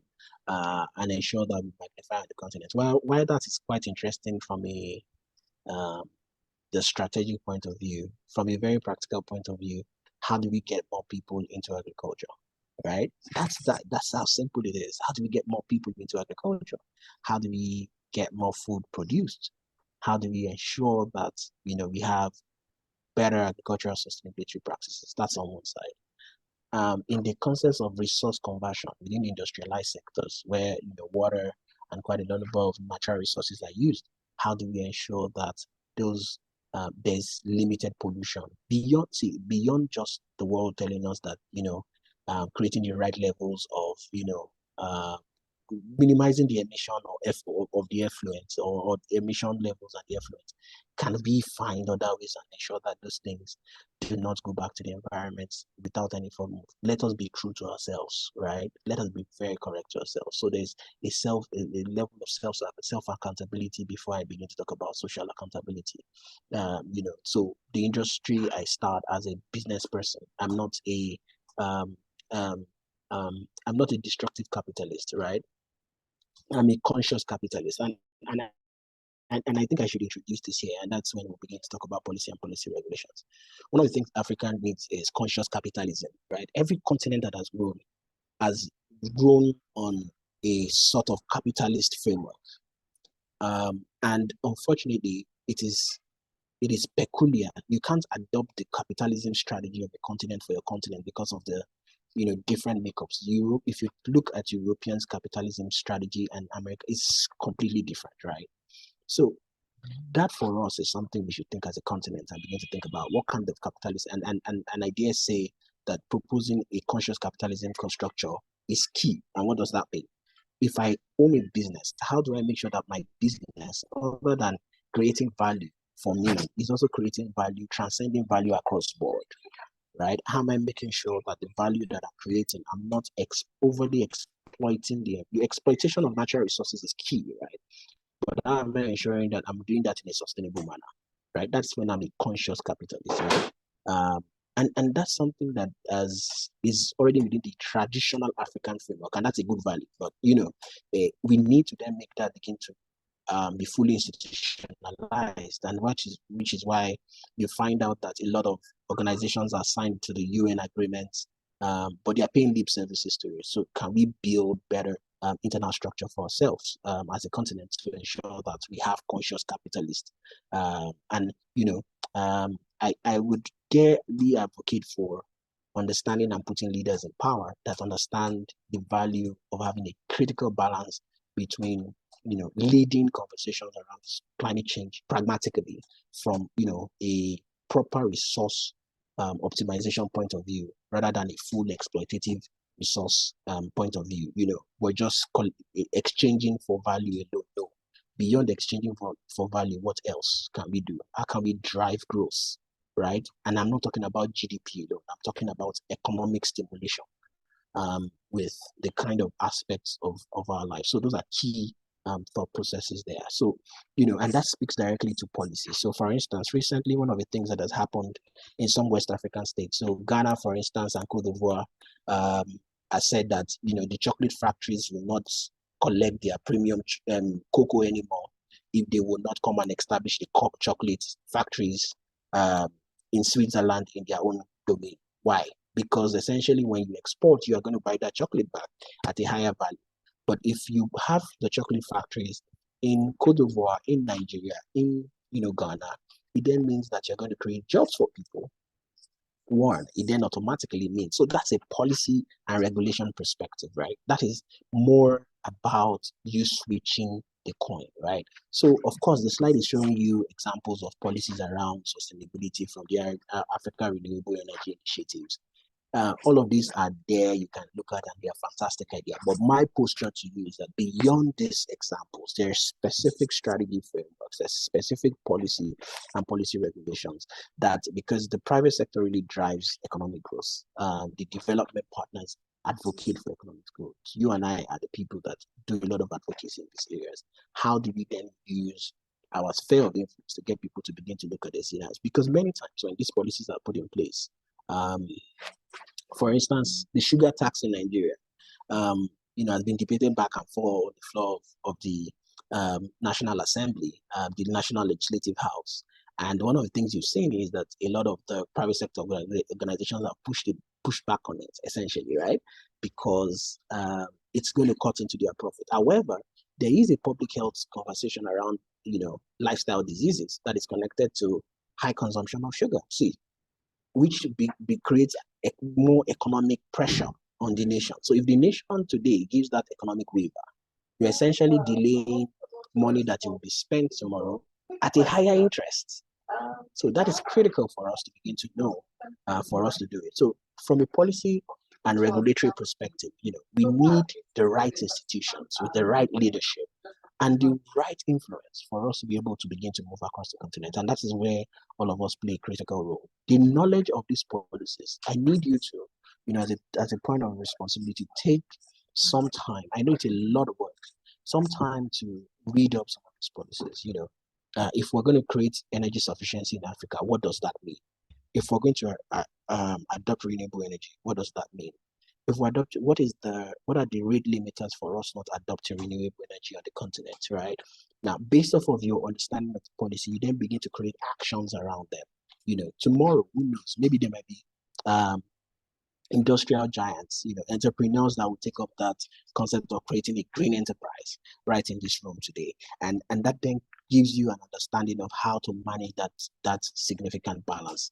Every year, at the UNFCCC, there's usually a commitment to climate change, and the commitment is a contribution from the global north to the global south that are the most affected by climate change. Unfortunately, every year that agreement in terms of commitment is not met, which tells you that even the champions of climate change are not entirely championing climate change in totality. So it is our responsibility, because it is then it has more impact on us. So Africa contributes about only 3 to 4% to climate change, but we experience about 70 to 80% of the impact of climate change. So essentially, we then don't need to wait for somebody to tell us what we need to do. We need to really take the bull by the horn and then begin to create pragmatic processes. Now, that's why I say from a documentation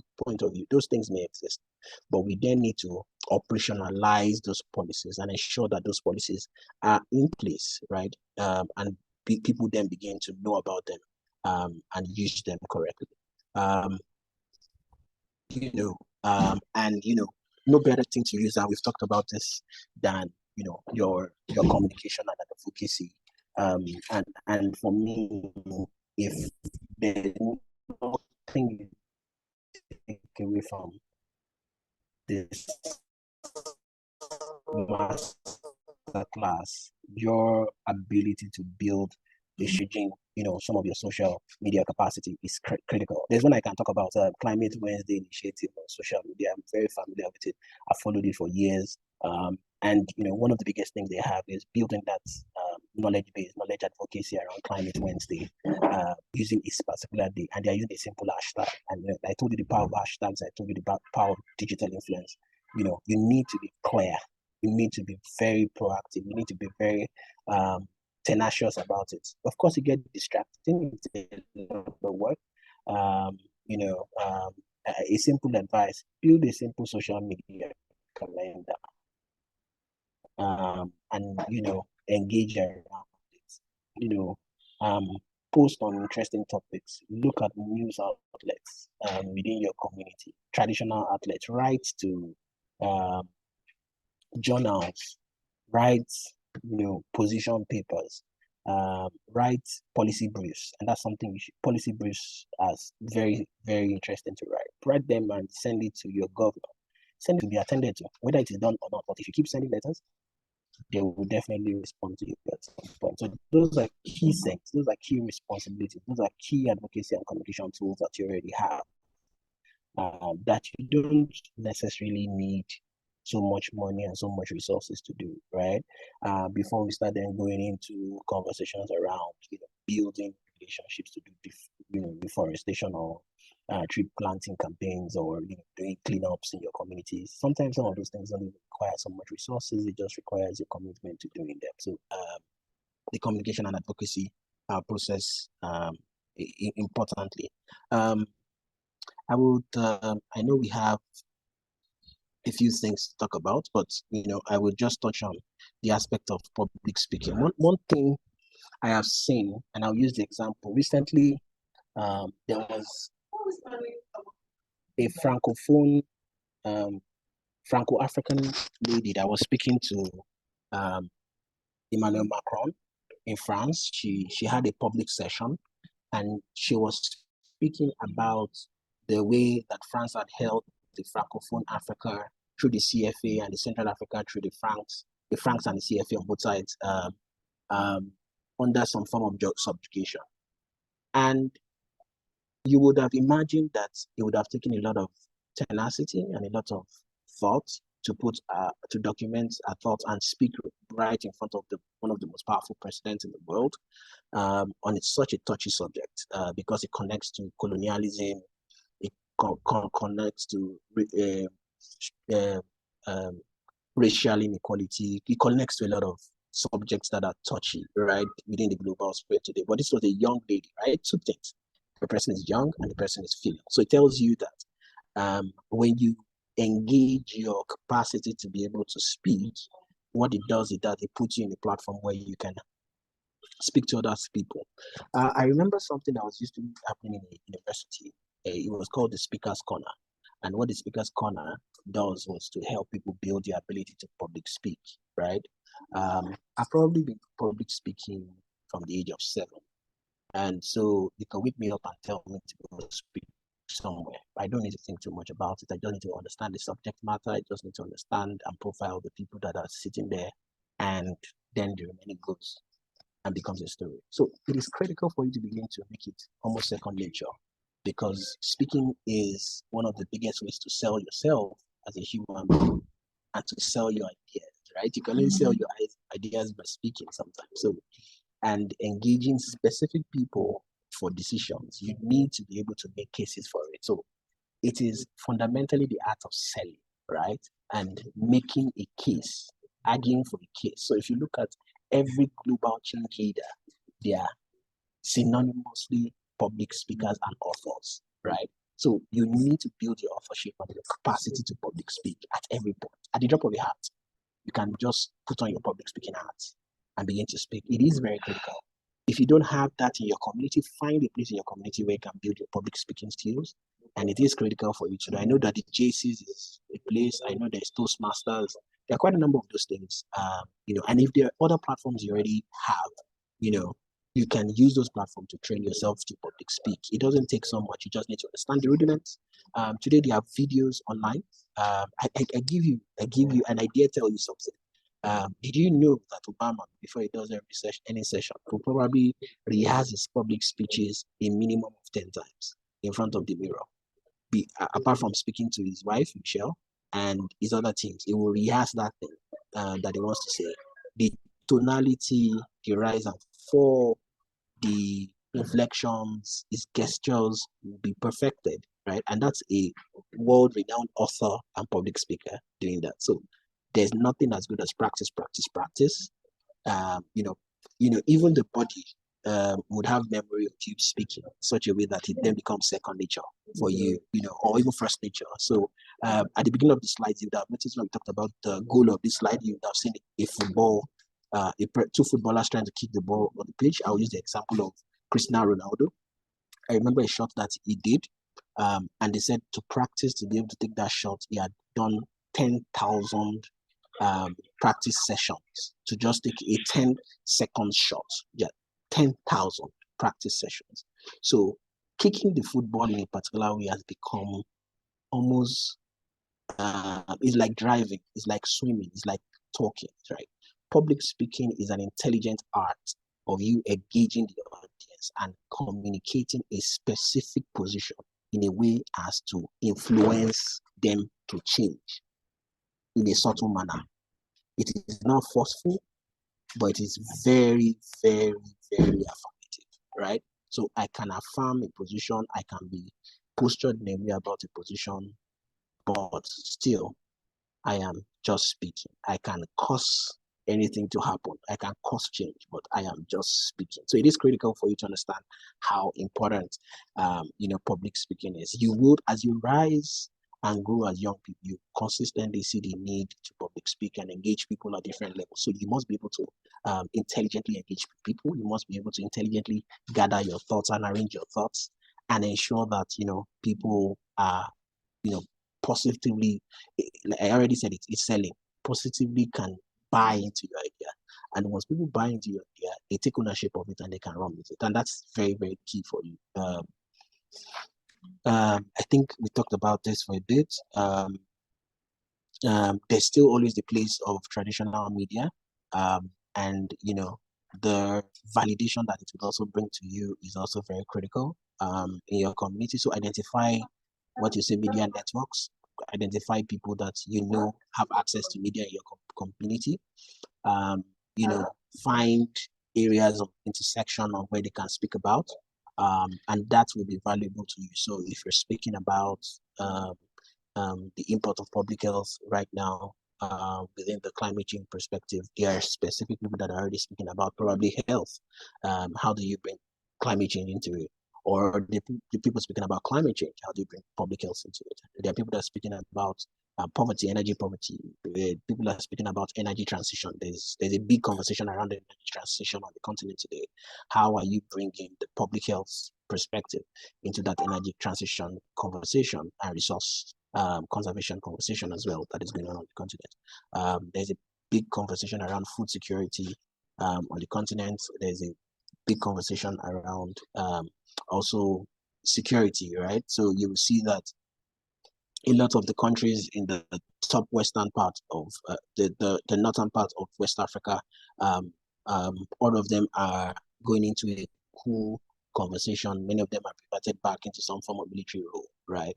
That is something you can jump on. That is a conversation that you can have. Why is this happening across the western region of Africa? And if you really notice, those places, they're connected to areas that are semi-arid and close to the desert, right? It tells you a lot of things around.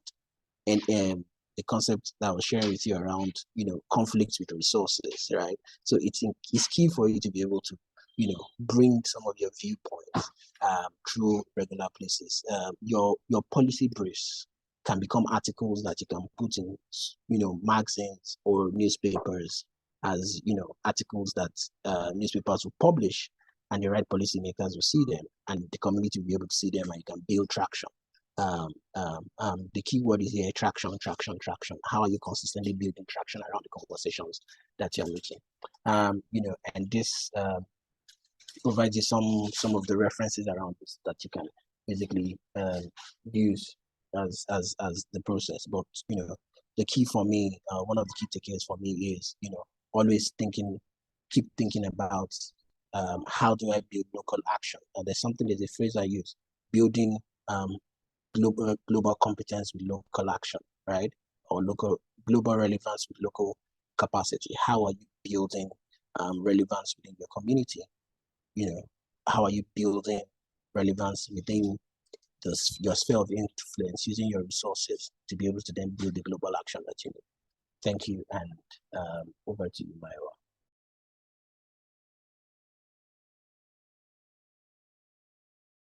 Yeah, all right. All right. Thank you very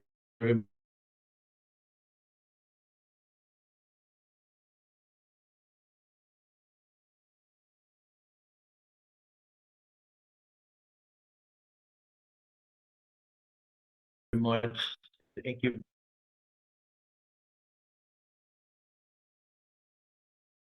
very much.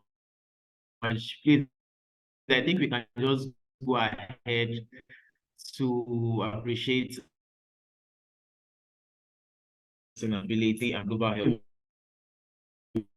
That's actually a very broad one, because sustainability is quite different from so thank you very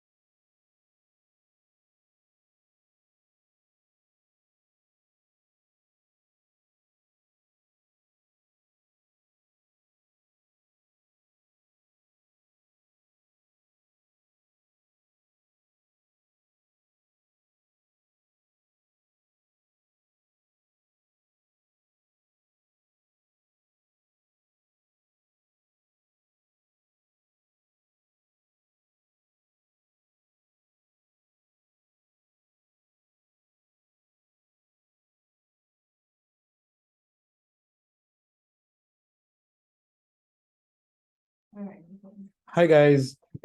Sorry, I think there was a little breach of network from my side. So thank you everyone for actually joining.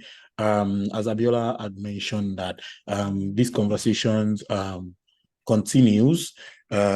We should also speak on engagements and on how we ensure that we promote the zero carbon Africa. We have discussed a lot of things. This is our 5th week, and I want to employ everyone that let's start our engagements. Let's keep sharing our learnings. Most of our facilitators are always give us one point of action, and it is that put yourself out there.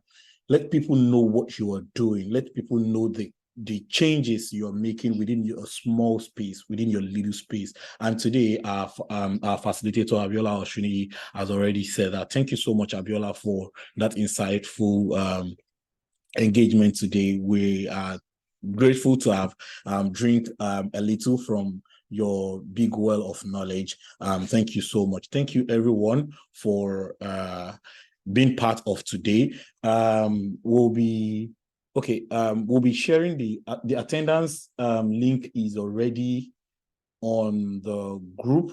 I will just repost it, so please make sure that you fill the attendance form before you leave the call. And earlier we were also discussing about our grouping and our engagement. I want to believe that Mayowa had mentioned how we could critically,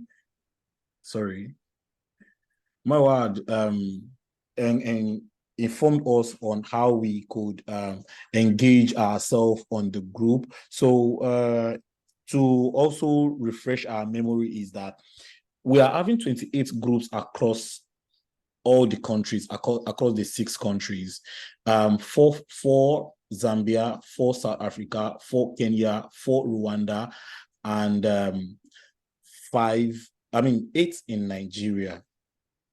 Don't come for me. So each group is meant to have a group leader. When we put everyone into groups, when we put everyone into our groups, let's come together, select one person that will be our focal person, and whoever had been given the responsibility to be a focal person should understand the big task that is assigned to it. We have been emphasizing on the financing and the mobilization of the funds. Please, we will be giving each group a significant funding, startup funding, but this should not limit us to the idea and the innovations that we have as a group member. It should not limit us. Mayo, are you saying anything? Oh, no. All right. So this should not limit us to what we want to do, but everything that we want to do as a group should be discussed. Mayowa had share the simple template, a proposal template that we could use, which will capture the aims and objective, how, why, and when we want to actually do this project, what the impact will be, the short-term effects and the long-term impact that the project will actually create, and then also highlighting the responsibility, the rules and responsibility of each member. We understand that some of us will need to get local authorities approval for some of the activities that we want to do. Probably we want to clean a park, we want to do like a seashore side engagement, we want to plant trees or so. We might need our local authorities or government approval. And it is also important that whatever we do, let's engage the government. Abiola mentioned on the call that let's engage the government in whatever we do. So if we need any letter or anything, let's make sure that we reach out on time so we can facilitate all of this. Our conversation will continue on the group, and I want to say a big thank you to everyone that has joined today. Thank you for your time. Thanks to our facilitator, Abiola Oshunniyi, for creating this time out of no time, because we understand your busy schedule, sir. Thank you so much for giving us this time today. We'll also be glad to have you back for the second cohort on Thursday. Thank you, everyone, and have a wonderful week ahead. Maiwa, do you have a final word? None from here. I just wish everyone a pleasant day. Bye. We'll continue on the group. Bye, everyone. Peace out, everyone. Bye. Bye.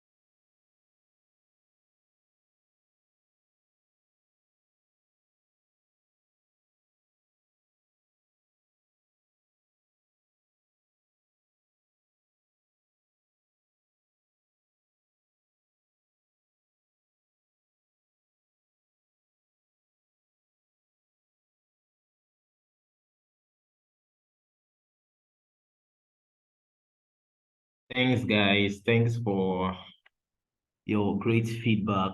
Thank you so much. So on the group, yeah, so no worries. the attendance will be shared on the group anytime from now. So for any of us that had network glitch or any of all those issues, just no worries, Abiola is one people out.